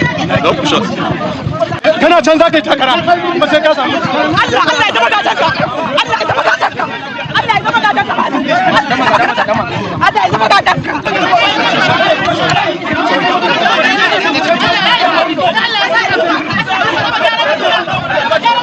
The court in its wisdom decided that because Nasir El-Rufai is a former governor, therefore he is going to interfere with investigation. Therefore, he's not entitled to bail in an allegation of financial impropriety. So we are grateful to his lordship for the learning that he has shown, but we respectfully disagree. From the beginning, everything about Nasir El-Rufai's travails have always been political. This is merely the legal arm of it. We'll deal with what comes. They file papers, we reply. That's what the law requires us to do, and that's what the law says they should do. So their papers don't have politics written on top of their papers. They are legal papers. So we reply to them. When we look at the situation the country is, yes, we can understand, he is with the opposition. But vis-a-vis, is that a basis? Will that be somewhat, a bit of an alibi to keep him in custody? The same case náà ni o. Ṣùgbọ́n wọ́n ti dá ẹjọ́ lórí bẹ́ẹ̀lì ẹ̀ bóyá máa gbà bóyá ní gbà. Wọ́n ní lọ́jọ́ tán ni wọ́n ti grant ẹ̀ ní 200 million bail. Wọ́n láwọn aráalé rẹ̀ wọ́n lẹ́sọ̀ wọn mọ̀ jù yóò sọ lọ ni. Wọ́n sáré jáde wọ́n ti grant bail tán ti rú lè lórí. Wọ́n ní oúnjẹ bí ẹni wípé inú agodo àhámọ́ àwọn ICPC ni ó ti ṣe primaries bóyá kán mọ̀ pé lórí ago tàbí kó mọ̀ monitor rẹ̀ online. Bẹ́ẹ̀ náà ni bàbá ti wá kó ń bẹ̀ tán ẹjẹ́ dé Ondo níbi tá a ti gbọ́ tán sọ pé ìkan nínú àwọn ọmọ tí ó lọ sí jambu wọ́n ní ìyá rẹ̀ kàn dédé fòsànlẹ̀ òkú wọ́n lòun ṣe exam lọ́wọ́ ìyá rẹ̀ wà ń ta wọ́n ní kí ló dé níwà èsì ìdánwò ti jáde o àwọn kan fail àwọn kan pass o wọ́n ní a middle age woman identified as Olúwaṣọlá Adébáyọ̀ as ló ti kú lẹ́yìn ìgbà tí ó kàn dédé slum while accompanying a child to Unified Tertiary Matriculation Examination UTME àmọ́ bóyá ọ̀gá wọn ní jambu àtún deny wípé kì í ṣe jambu lọ́mọ rẹ̀ fẹ́ lọ sí Ìlara Mọ̀kínlá ló ti ṣẹlẹ̀ ní Ìfẹ́dọ̀rẹ́ local government area ní Ondo State. The incident which occurred on Tuesday lánàá, according to Channels TV, threw the community into confusion as eyewitnesses said she began to feel weak shortly after arriving near the examination venue. Before it reported that she was confirmed bó ti jọlọ́run ní pé wọ́n gbìyànjú láti dóòlà ẹ̀mí rẹ̀ ṣùgbọ́n ẹ̀pà ògbóró mọ́. Ó dá o kọ́ lọ́n ṣàánú wa ọlọ́jọ́ ló dé àbí lọ́jọ́ tí ní dé dọ́dọ̀ wà báyìí o wọ́n ń sọdún ọlọ́jọ́ ń fẹ́. Ẹ já lọ tààràtàrà sọ́dọ̀ kan náà àwọn sẹ́nítọ̀ tí ó takú láyà tó ta Akpabio láyà wípé ọ̀rọ̀ sọkúsọ wo ló ń sọ yìí. Ó ń jọ bí ẹni pé inú ẹgbẹ́ ADC ló náà wà. Ó ń jọ bí ẹni pé inú ẹgbẹ́ ADC ló wà. Wọ́n l'Akpabio ló sọ̀rọ̀ kan láìpẹ́ yìí. Ó ń jọ bí ẹni pé nígbà tó wá sẹ́kọ̀ọ́ ààrẹ olódòdẹ náà wà ń bẹ, ìyàwó wọn wà ń bẹ. Ó lóun ní first born ìyàwó olódòdẹ, first born first lady. Àgbàlagbà ní ọ̀ wọ́n wá gbé yín kẹ̀gbẹ́kẹ̀gbẹ́ ara yín, ìwọ ló jura wọn lọ lọ́jọ́ orí. Akpabio ṣe mọ́ ń sọ̀rọ̀ báyìí náà, òun ló wá dífà ọ̀rọ̀ tí ìkan náà àwọn sínétọ̀ ìfẹ́ sọ wípé ẹ má bínú gbogbo èèyàn àwọn tí ń àdírẹ́sì ní mo tanu àbùkù bá Akpabio wípé àwọn òràn gbogbo ọ̀rọ̀ tẹ́ bá gbọ́ lẹ́nu rẹ̀ kì í ṣe àwọn làwọn ràn o. Bẹ́ẹ̀ bá rí wòlíì èké nínú sínétọ̀ ni o, torí tẹ́ bá lọ sọ́dọ̀ wòlíì ẹ̀yin tẹ́ mọ́ lọ bẹ̀sọ̀ rẹ ti ní kẹ́ mọ́ dọ̀dọ̀ wòlíì lọ, ẹ̀ ń bá lè lọ ọ̀dọ̀ babaláwo kó lọ, ẹ̀ ń bá lè lọ ọ̀dọ̀ oníṣègùn kó lọ, pé kẹ́ mú fọ́tò ààrẹ olódòdẹ lọ. Pé n tó ń fẹ́ fàyọ̀ ni wípé tẹ́yàn bá lọ sọ́dọ̀ wòlíì gbogbo ọ̀rọ̀ tẹ́ bá gbọ́ lẹ́nu ẹ̀kọ́ ni Ọlọ́run sọ pé o. Ọ̀rọ̀ wòlíì yàtọ̀ sí ọ̀rọ̀ Ọlọ́run o. Ẹ bá dọ́dọ̀ wòlíì ẹ máa bi wòlíì léèrè. Ìgbà míì wòlíì lè mọ advice yín kẹ́ ẹ mọ́ rò pé bóyá wòlíì ń ríran sí yín látọ̀dọ̀ Ọlọ́run. Ọ̀tọ̀ ni ọ̀rọ̀ wòlíì, ọ̀tọ̀ ni ọ̀rọ̀ Ọlọ́run. Ṣùgbọ́n nígbà míì bẹ́ẹ̀ bá rí wòlíì tó láṣẹ lẹ́nu tágbára kún agbára fún un tó sì mọ Ọlọ́run tí ń sìn, ìgbà míì ọ̀rọ̀ wòlíì máa di ọ̀rọ̀ Ọlọ́run. Bẹ́ẹ̀ ni tí wòlíì ó sì sọ bẹ́ẹ̀ pé Ọlọ́run tí ń fẹ́ Ọlọ́run ó sì gbà. Ṣùgbọ́n ọ̀tọ̀ ni ọ̀rọ̀ wòlíì ó yàtọ̀ síra wọn, ọ̀tọ̀ ni ọ̀rọ̀ Ọlọ́run. Ìgbà míì wòlíì mi máa ń fẹ́ràn ara sọ̀rọ̀ tí ó advice. Ọjọ́ kan mo déwájú wòlíì kan, wọ́n ti advice mi títí lèmi náà bá fẹ́ mi gbé. Ẹ̀mí inú mi wá ń sọ fún mi wípé òótọ́ ọ̀rọ̀ náà ń bá mi sọ ṣùgbọ́n kì í sọ Ọlọ́run ló rán wọn sí mi, náà ń sọ fúnra wọn. Lèmi náà bá bi wọn pé ẹ ṣé dáàdì, God bless you, ṣùgbọ́n ọ̀rọ̀ tẹ́ sọ yìí sọ Ọlọ́run ló ní kẹ́ ẹ sọ fún mi. Àbá ní rárá o, kì í sọ Ọlọ́run ló ní kàn sọ fún mi o, kàn gbà níyànjú ní o nínú ẹ̀mí, ṣùgbọ́n kì í ṣe Ọlọ́run. Àwọn ò gbọ́ pé wọ́n Ọlọ́run sọ fọ́mọ mi, àwọn ò gbọ́ bẹ́ẹ̀ o. Àwọn ń gbà mí níyànjú nínú ẹ̀mí. Ìṣípayá tó ń pè ní ìṣípayá nìyẹn. Mo ló yàtọ̀ sí àsọtẹ́lẹ̀, mo ló yàtọ̀ sí vision pé Ọlọ́run sọ pé wọ́n ní bẹ́ẹ̀ ni olùdá àwọn ó sì mú lò. Wọ́n ní sùn test mi ni mo ní mo test yín o. Wọ́n ní ìwọ wo bíbélì náà rí ọ. Wọ́n lé mi náà rí bàbá. Wọ́n ní bíbélì ní test gbogbo spirit kò mi lè tójú òótọ́. Wọ́n ní sọ wá test mi ni. Sọ fún mi, mo ní bàbá mi ò test yín, ẹ̀yin lẹ kóòtù bíbélì, ẹ̀yin lẹ ń rò bẹ́ẹ̀. Mo ní ṣèṣì pa náà lélẹ̀ ìtẹ̀tù. Bàbá ẹ̀ rẹ́rìn ni. Wọ́n tún ṣàdúrà fún mi, wọ́n súre fún mi. Ó dá àwọn ẹja wá lọ gbọ́ lẹ́nu rẹ̀. Ó ní àwọn ọ̀ràn Akpabio ṣẹ́ o, ó lóun ló ń jí sí ara rẹ̀ o. Gbogbo àtótónu mi ibi tí mo fẹ́ finally bọ́sọ̀ tí mo fẹ́ jẹ́ ayé sínú ẹja agbọ́n tó sọ. I want to tender apologies. One, we want to apologize to Nigeria on behalf of the National Assembly because of the reckless statement coming from the first son of the First Lady. That's Akpabio, who said he's the first son of the First Lady. This is not the culture of legislators. He's not speaking for the legislators. Nigerians should take note of this. Secondly, as you mentioned, I should speak for the Northeast. We want to tender apology to Nigerians on behalf of the good people of the Northeast. Nafi Abala is from Northeast, so I've been ashamed sometimes to hear they are adding Gombe in his name, because this is not our culture. People of Northeast are known to be people of integrity. Nafi Abala consented to all the process that brought the Big Mac lead executive into existence. I think so. The first NEC meeting ADC held regarding the constitution of this coalition was on the 29th May 2024 in Nikon Luxury. 2024 in Nikon Luxury, which I attended as observer. I was invited to that meeting. In that meeting, in their agenda, item 10 stated they mandated the NWC on behalf of the NEC to continue discussion with various groups to form either merger, coalition, collaboration with various groups to form a strong opposition. Based on that, the NWC engaged with various groups to agree on the terms of coalition. And the ADC constitution, NEC or NWC will take decision on behalf of the NEC. And also in the same constitution, empowered the national chairman to take the same decision. They have this national chairman have the same power to take decision on behalf of the NEC, pending when they will convene a NEC meeting to ratify that decision. And all those meetings, Nafiu attended. And he have assented to all the decisions that have been taken. So we feel ashamed if they are addressing Nasiru as somebody who came from Northeast. So we are calling Nigerians to take Nafiu as Nafiu, not somebody from Gombe or from Northeast, because it is not in our culture. Secondly, I'm calling on Nigerians, like my brother said, silence is just always golden. Sometimes if you keep silent, the silence will take you to grave. You will be permanently silent in the grave. This is the time that we should wake up. We should take our destiny into our hands. I have never seen a people that have so much appetite for money like this government. If we allow these people to continue, they should either sell Nigeria or buy Nigeria. This is the truth. Decision left for us to take. Whether he's afraid or not, he will realize it on the election day. Inshallah, ADC will arise and shine. Ó lè yá kún bẹ́ẹ̀ wá dé Ìròmì níbi tí fọ́nrán kan ti jáde tara àwọn chiefs Ìròmì Edun ló wà níbi tí wọ́n ti pa àwọn èèyàn rẹpẹtẹ lọ́jọ́ sí tán.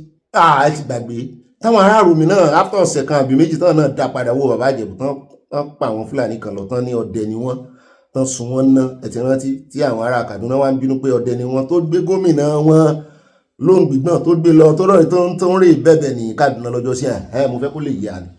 Wọ́n ní ọjà kan ló wà ńbẹ̀ tí ọba Ìròmì ti pa láṣẹ wọ́n sì ní ọba yẹn náà kilẹ̀ ó kí mi dáadáa àwọn ọba wọn ìrìn àwọn ọba wọn fi in fact wọ́n bu ikún àwọn ọba wọn lérí àìdó yẹn wọ́n ní ọba wa pàṣẹ wípé wọ́n fẹ́ tún ọjà kọ́ ẹ mọ̀ páà náà sì ti mọ́ tẹnumọ́ táìmù tá a máa ń ṣe live show wípé tí ìjọba bá lè tójú bọ àwọn sáàbò táwọn Fúlàní àtàwọn àbòkí tó ń sùn sí wọn ìgbálé bá nílé wọn lẹ́kọ̀ọ́ lè rí Fúlàní kó wá complain lè rí Haúsá kó wá complain ṣọ́ọ̀bù kò lóbó báyìí ibẹ̀ náà mọ̀ sùn ibẹ̀ náà àmọ́ bí tán ń yàgbẹ́ sí àmọ́ bọ́ sí ń ṣègbésí ayé wọn tẹ́ ẹ bá sì ráwọn míì nígboro ẹ mọ̀ páwọn kan wà tán gbé gboro tán bá wọn tajà tó jẹ́ pé bẹ́ẹ̀ bá fẹ́ kọ́lé àbí tẹ́ bá fẹ́ ṣe àwọn petty jobs tẹ́ bá ń kọ́lé lọ́wọ́ wọ́n fẹ́ roko àbọ̀ fẹ́ gbẹ́ kànga rí wọn máa ń wà ní títì tán ti lọ mọ́ pé wọ́n rí wọn pẹ̀lú wheelbarrow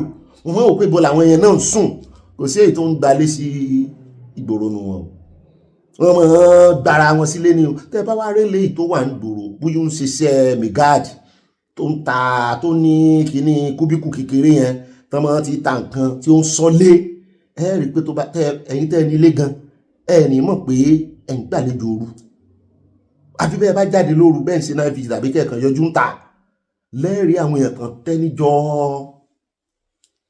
kí aago mẹ́rin tó lù láàárọ̀ wọ́n á ti palẹ̀mọ́ wọ́n á ti fọnu wọ́n á ti ṣe ogun tó fẹ́ ṣe wọ́n sì sábà wẹ̀ so ló wá dífá fọ́nrán yìí tá a fẹ́ play ibi tá a ti rí àwọn high chiefs wọn tó ti rè kìlọ̀ fún wọn wípé wọ́n fẹ́ ti ọjà pa for some time wọ́n fẹ́ mọ ògiri yí ọjà ká wọ́n fẹ́ kán lọ sílé wọn gbòòrò kán rè sùn síbẹ̀ náà tàbí kán ṣàwábì kan farapamọ́ sí bí ó bá fi tọ́sẹ̀ kan sọ́sẹ̀ méjì wọ́n máa tún ọjà yẹn ṣe dáadáa wọ́n fẹ́ mójútó activities wọn ló wá fẹ́ dọ̀rọ̀ ẹ̀bẹ̀ ṣé ń bẹ̀ wọ́n ni ṣé ẹ̀ ń pẹ̀tù sí ẹnu ni ẹ lé ẹkú ń bẹ́ ẹ ti fún wọn ní nọ́tìsì wọn ni rárá wọn láwọn ò fẹ́ kó dìjà ni torí àwọn ọmọ wọn náà wà ní ìlú ọ̀hún kán mọ́ fòrò yarú ṣùgbọ́n ọ̀pọ̀lọpọ̀ àwọn ọmọbìnrin tó wà ní ilẹ̀ Haúsá wọ́n máa ń sọ fáwọn wípé tí Sẹ́ríkì wọ́n bá pàṣẹ báyìí pé ọjà ò ní sí lónìí wọ́n náà ọmọ àwọn máa ń tètò gbogbo nǹkan bá sọ ṣùgbọ́n wọ́n ń gbọ́ àwọn lẹ́nu nílé àwọn lóòótọ́ wọ́n ti pẹ́ ń bì láwọn ẹ̀ bá bẹ̀rẹ̀ sí sọ̀rọ̀ ìjà kọ́kọ́ gbọ́ bí kìíní ìṣe lọ ká tó wá wò bóyá sí wọ́n ń bẹ̀ wọ́n ni àbí wọ́n ń pàṣẹ. Before, from the time immemorial, and Hausa, they leave this community over 100 years ago. Maybe today they starter. And you and everybody know why they say make una come out. No be fight, we want fight una drive una come out. No be hate, we hate una. We want this market. We want make the government help us find some around. So that they will pull lights. They go listen and they will pull lights. Then who do market reach in the evening, go close, lock it door, go. Now, since when we talk now, that's the trade for you. Okay, where can I put a man for a time and say what they work? Okay, when the man standing for this, I say they want they dig. And that was one of the talk. When we talk, it's as if na no put here. I mean, we don't do that thing for a man when I want to. No, we are not scared. We want our listen now. Our audience is too big to make a pronouncement. Nobody will say too small. Something like that. Me, I'm not saying for no. I know we respect them for that side. Why are our different? I should sit down for store now. They shade on you. What want to do for them? I want to do the work. Now they do this one. The work they delay. Small time. People won't be getting. They fix it. They do again because don't see we enter here. Now beg we come beg una. So today we are not showing anything again. From now, no be fight we come o. Make we see chance. Even see them they go even work. They don't work. Foundation they say they don't work. Okay, now the last time we tell us all the parties come on. Make we see where we will start the fencing tomorrow. I beg. We are starting fencing tomorrow by the grace of God. We don't reach close to 1 month now.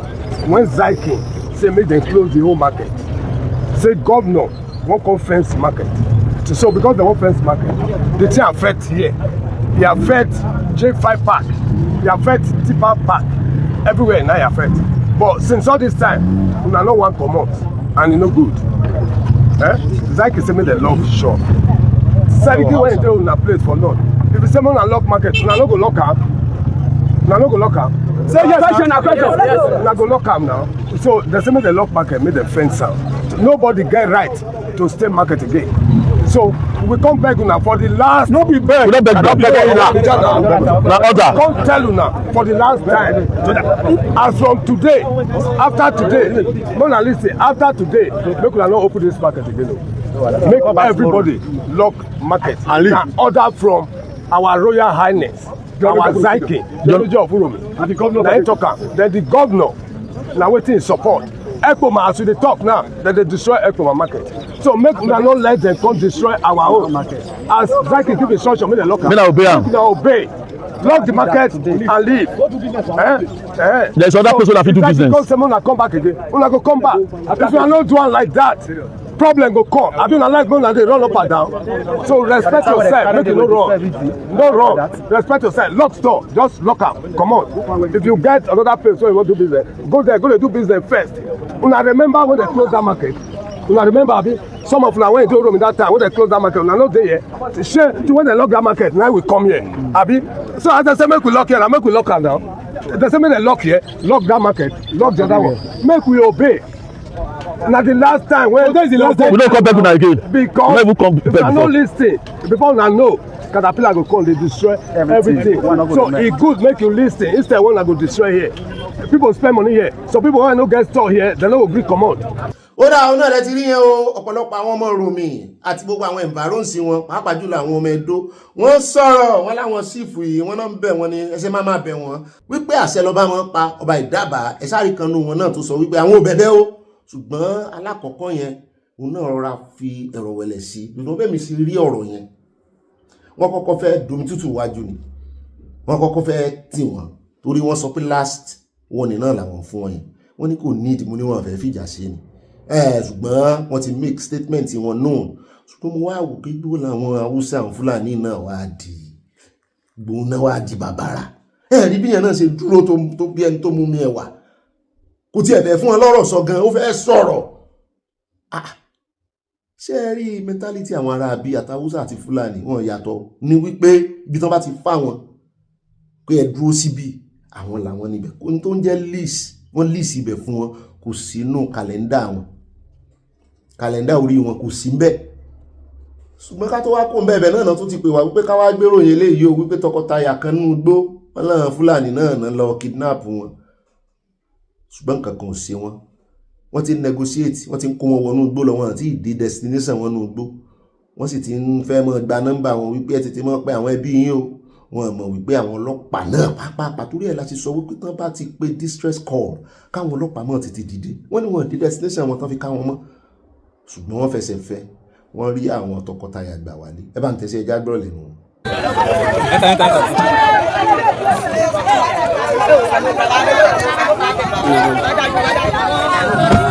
Thank you. Thank you.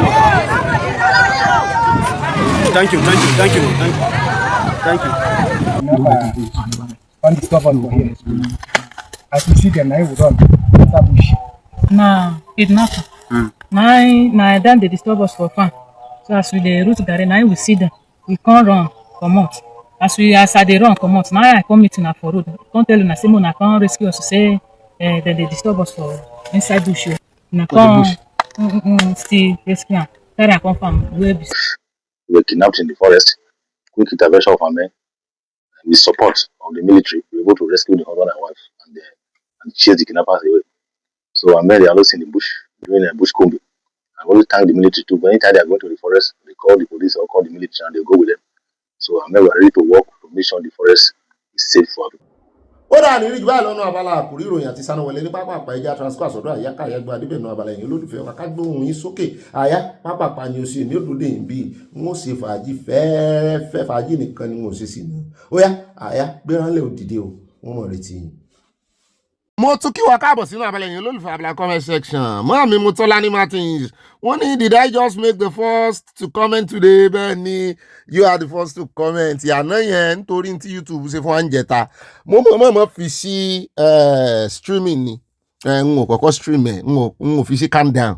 Mọ́ mi mo dúpẹ́ tí wọ́n mọ̀ sọ pé orin kan mọ̀ play. Mo mọ̀ yọ ni torí àlè sọ tí YouTube tún lè ṣe lọ́la. Ó dáa. Ẹ ṣeun mọ́ mi Mutolani Martins ṣe jẹ́ wá lọ sọ́dọ̀ mọ́ mi Tóyìn Adéoyè wọ́n ní Ọ̀gbẹ́ni Bobby yìí bá gbé wa débẹ̀ wàláì ní àṣẹ Èdùmàrè yóò yẹ ẹ̀yìn àmì kò ní yẹ ẹ̀lẹ́ wọ́n tún fi wàláì sí.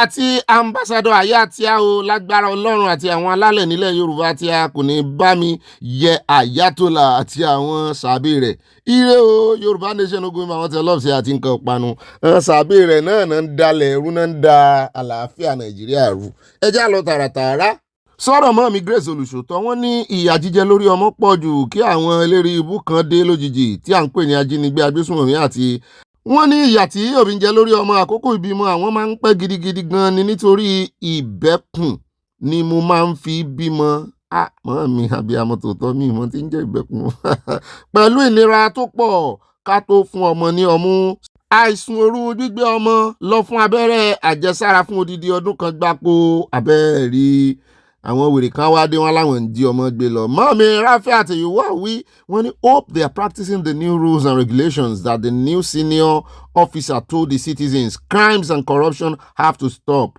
starting from now. Mọ́mi Mary Odunu ìtẹ̀mí nìkan wọ́n ní obì ìtẹ̀mí nìkan àtàyà mi tó ṣùọ́. Ẹ kú ètò àná Ọlọ́run ló tó o nẹ́tíwọ̀kì yín kò jẹ́ kí á rí ètò wò. Wọ́n ní ọ̀rọ̀ ọmọbìnrin tí egungun náà yẹn wọ́n ní ya gbà kámú ó gba owó tí wọ́n fún un kí ọ̀rọ̀ rẹ̀ má bàa jà sásán o àdúpẹ́ tí àríra wa lónìí Olúwa á dì wá mú àṣẹ Èdùmàrè wọ́n tẹ lọ́ọ̀ṣẹ́ YouTube ló ṣe mọ̀nàmọ́ná iná mọ̀nàmọ́ná wọ́n ṣe mọ̀nàmọ́ná. Máàmi Mosúnmọ́lá Olíwo tèmi nìkan èmi náà ò rí yín lánàá ẹ̀rí mi náà mo náà Ọ̀gbẹ́ni Bobby tèmi nìkan kalẹ̀ àyàkùṣẹ́ òní o Malami tó bá bọ́ lọ́wọ́ ìjọba Nàìjíríà wọ́n ní kò ní bọ́ lọ́wọ́ ìjìyà Ọlọ́run pẹ̀lú gbogbo nǹkan tó ṣe sí Ìgbòho ṣàtiwá.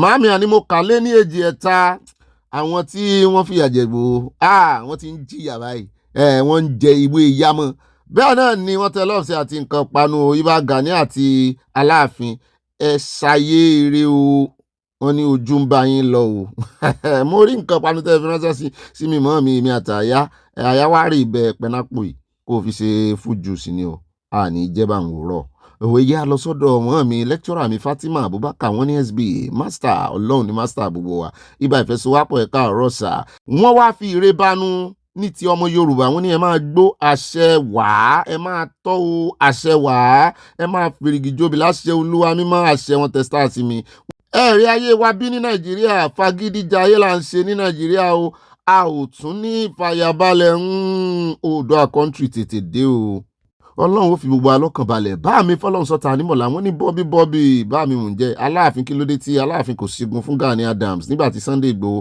wà lẹ́yìn odi ọ̀dàlẹ̀ ọba ní irọ́ ẹ mọ̀ pé bàbá ló dalẹ̀ o Yorùbá nation no going back bá mi nǹkan kan tí èmi rí mú bẹ̀ ni wípé irrespective of timing àti ẹ̀ńtán rí tó kọ́kọ́ gbé ìgbésẹ̀ tó bá ti jẹ́ pé nǹkan rere náà tẹ̀lé ń tá a fẹ́ náà nìyẹn ẹ jẹ́ kán gbé ebójú wa ní òsì kò ní sẹ́yìn wa láṣẹ Ọlọ́run Èdùmàrè ó bá sì jẹ́ pé wọ́n ní mótíìfù míì náà yóò sojú Ọlọ́run wà lórí ìtẹ́ àdúrà ní kẹjẹ akànrànmọ́ àti ọpẹ́ dídá lórí ayé baba Sunday Igboho mọ́ọ̀mí Adésọlá Ọládèjì wọ́n ní ẹkú ètò Ọ̀gbẹ́ni Bobby mọ́ọ̀mí Ọlọ́run lè ń kí ṣe mí at Amazing Grace wọ́n ní Dr. Aya ẹkú ìfẹ́ àwọn ọlọ́pàá o wọ́n ní I hope the police complaints line is operational and functional màmá sójà àgbà láti Canada sójà kékeré náà kíyìn o láti tàlù wọ́n tẹ love sí àti nǹkan panu. Mami Stella Ogunbajo mo rí pọ̀ yín lónìí wọ́n tún rí mi lọ́la wọ́n tẹ pọ̀ ọ́ sí à Oòduà nation no going back God bless Oòduà nation. Mami Ṣọlá Odúmọ̀sù yọ̀yẹ́ kò ní yẹ ẹlẹ́ grandma ńkọ́ àti dádì mi wọ́n ní happy Tuesday Ọ̀gbẹ́ni Bobby àtàyà sára lè ẹ bá ń bi grandma bẹ́ẹ̀ mú mọ̀ para lè o ẹ bá ń bi grandma. At Margaret Ìkẹ́adé Akínmọ́ládùn first time tí máa rí orúkọ ẹ̀ nínú kọ́mẹ́ǹtì rẹ̀ mọ́mí yóò yẹ kò ní yẹ́lẹ̀ mọ́mí Margaret wọ́n ní apologies accepted ó dáa o ẹ ṣeun o YouTube ni o I was greatly worried for not be able to watch Ọ̀gbẹ́ni Bobby yesterday. Nice to have you back. Abẹ́ẹ̀ rí nǹkan èèyàn mi àjọ wà lórí ìkànnì ní ṣùgbọ́n wọn ìsábà kọ́mẹ́ǹtì ṣùgbọ́n torí wọn rí alánà mọ́mí yá àti àtẹ̀jíṣẹ́ wípé bí mi ò tiẹ̀ wà kí kọ́mẹ́ǹtì mú kọ́mẹ́ǹtì lé we appreciate you my ṣeun ní wàrà wa tì. ṣùgbọ́n ìṣẹ̀lẹ̀ YouTube tó ṣẹlẹ̀ lánàá yẹn ń jọ bẹ́ẹ̀ ni wípé YouTube bóyá Ọlọ́run lò láti fi jẹ́ kí àwọn èèyàn kọ́mẹ́ǹtì nítorí àwọn tí ò kọ́mẹ́ǹtì rí mo rí kọ́mẹ́ǹtì wọn. òun náà ló dífá fún àti Mariam Cipriano wọ́n ní Ọ̀gbẹ́ni Bobby ẹ̀ka alẹ́sà mo tètè délé ni bẹ́ẹ̀ ni mo ṣe rọ́wọ́ mọ́ mi Mutọ́lání Martins báyìí náà ni mo rí yín lánàá bá a ṣe ju program. God bless you iwájú lọ́pọ̀ ibi tí wàá mọ̀ rí sí o ní darẹ́ ẹ̀yìn. Máàmí Stella Ogunbajo wọ́n ní mo dúpẹ́ lọ́wọ́ Ọlọ́run o mo ti gba ilé aláyọ̀ mi padà o láti ọjọ́ méje mi ò rí wo mò ń wo gan wọ́n ti gba ọkọ mi lọ́wọ́ mọ́ mi lọ́wọ́ wọ́n ní èmi ò dárúkọ èèyàn o ẹlẹ́àlẹ́ ń bá wí n ó dájà alẹ́ láàrin nínú ìdílé aláyọ̀ ni wá yóò máa pọ̀ sí ní orúkọ Jésù àmín. Máàmí Ṣọlá Odúmọ̀sù yes as usual wọ́n tẹ love sí rẹpẹtẹ. God will love us rẹpẹtẹ jaburata God will love us jaburata. Máàmí Mabel Akínbọ̀bọ̀lá wọ́n ní ẹ kú iṣẹ́ òní o Ọ̀gbẹ́ni Bobby àtàyà God Almighty will continue to uphold you and strengthen you amen láti USA wọ́n ti àtẹ̀jíṣẹ́ sí a kí Ọlọ́run ọba bá mi di ẹ̀yin náà mú. Mọ́mí Florence Alade wọ́n ní Ọ̀gbẹ́ni Bobby lobby ọyẹ yín mọ́mí lobbycious àti àyà ẹ kú iṣẹ́ òní o ọ̀run yóò darapọ̀ mọ́ yín àṣẹ Èdùmàrè Olúwa yóò gbà wá lọ́wọ́ àwọn ọmọ Fúlàní wọ̀nyí o ọmọ Oòduà Iléyá níbi tí ààyè kò ti ní gba ṣàríà wọ́n tẹ lọ́ọ̀ṣẹ́ àti nǹkan panu orí yóò tún ti mọ́ fún àwọn onímọ̀ líle yẹn àwọn alákatakítírà dáradá ẹ̀yin mùsùlùmí alálàáfíà àmọ́ yìí o amúre Báàmí Olúkáyọ̀dé Hamzat wọ́n ní àdúrà wa ní kí Tinubu kó wọlé nítorí òun náà ni Ọlọ́run fi ṣe pàṣán fún wọn a ó sì ṣẹ́gun wọn tí a ò fi lọ ní ọ̀tọ̀ọ̀tọ̀ àṣẹ. Mọ́mí Mary Odùnúyì wọ́n ní Bobby Bobintin super tó super àmọ́ mi Bobintin ẹ̀yin náà ẹ̀ Bobintin wọ́n ní ẹ kú ètò kò ní rẹ̀yìn ibà no blaspheming law bẹ́ẹ̀ ni no sharia ní Yorùbá land òmìnira ilẹ̀ Yorùbá ní ìrọ̀rùn wa wọ́n tẹ love ṣe ọkàn mi sì balẹ̀ lórí kọ́mẹ́ǹtì yín àgbòmìnira.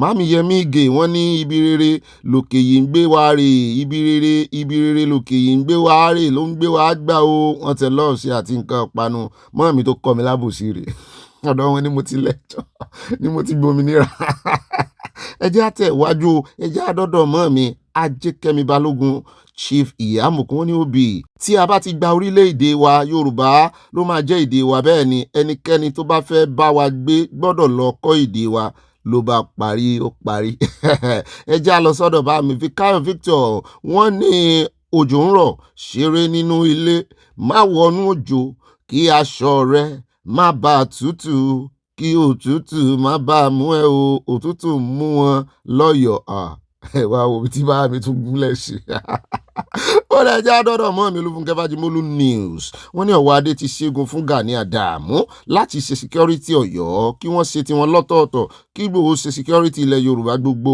nítorí pé ìlú ni Ọ̀wọ́ Adé àti Gani Adams wà o mo ti jíṣẹ́ yín mọ́ mi o ẹ já wá lọ tààràtààrà sọ́dọ̀ at Bomebome Crystal wọ́n tẹ love sí a wọ́n rántí fi 100% sí ṣùgbọ́n we know you love us and we love you too. Báàmí Adétáyọ̀ Adégẹyẹ wọ́n ní òbí ó yẹ kí àwọn ọmọ ológun máa pa àwọn tí wọ́n bá arrest nítorí wọ́n ó tú wọn sílẹ̀ padà ìbùkún ní fún orílẹ̀-èdè Oòduà from Newark New Jersey USA wọ́n tẹ lọ́ọ̀ sí àti nǹkan panu. Báàmí kò sí àti pààyàn wà náà ẹni tó dé lóní àwa wò àwọn ológun yẹn náà wọ́n mọ̀ kọ́ wọn ìdédé kan pààyàn náà anyhow wọ́n mọ̀ sọ fún wọn wípé tí ẹni tí ó fẹ́ dojúkọ tí ò bá ti jẹ́ threat sí ẹ̀mí rẹ̀ òfin wọn ni pé kán mọ̀ pa wọn. Àwọn wèrè náà ló sọ ayé di ayé ìpakúpa ológun Nàìjíríà wọ́n wà well mannered ṣùgbọ́n wọ́n ti ní kan ju manna nù gbogbo manna kan wà mannerless kan wà ruthless sí àwọn ará bíi. Mami Stella Ogunbajo wọ́n ní ó di èèwọ̀ nílẹ̀ Yorùbá ká má rí ní Pọ́ọ̀lù Àpòsù sọ ó pé kò sáàyè fún ṣàríà nílẹ̀ Yorùbá blasphemy law wọn kò tiẹ̀ ní sáàyè ẹ̀ ní gbogbo Nàìjíríà gbogbo ibi tí wọ́n ti ń fi gara wípé òun làwọn ń lò fi pààyàn náà fi ń ṣe mọ̀nàfíìkì káàkiri ní Nàìjíríà gan nílẹ̀ Haúsá USA ń bọ̀ wá mú wọn. Mami Jẹ́mílà Gbájé wọ́n ní ọ̀tá Ọlọ́run ni wọ́n ẹ̀bá àkéjú bẹ́ẹ̀ lọ wọn ní gbọ́ wọ́n ní wọ́n ti ṣe awọ ọ̀dájú ìlú àwọn ọ̀daràn ní Nàìjíríà ok ẹ kú ètò brọ́dà Bobby Ọlọ́run ní tó mọ́ mi mo jíṣẹ́ ẹ̀yin bẹ́ẹ̀ náà ni ẹja lọ́dọ̀ mọ́ mi Agnes Ọ̀sáadé wọ́n ní Bobby kí ni Turkey fẹ́ wá ṣe ní Nàìjíríà Bobby Yorùbá nation no going back ire o ire kabiti wọ́n tẹ lọ́ọ̀sì àti nǹkan panu mọ́ mi Agnes Ọ̀sáadé yóò dáa fún yín capital letter mo sọ mọ́ mi ti sàmì capital letter bẹ́ẹ̀ náà ni ẹjẹ́ àdọ́dọ̀ Báàmí Adétáyọ̀ Adégẹyẹ wọ́n ní òbí kí oníkálukú máa lọ níbi tí a ti gbọ́ èdè ara wa ká má wulẹ̀ translate.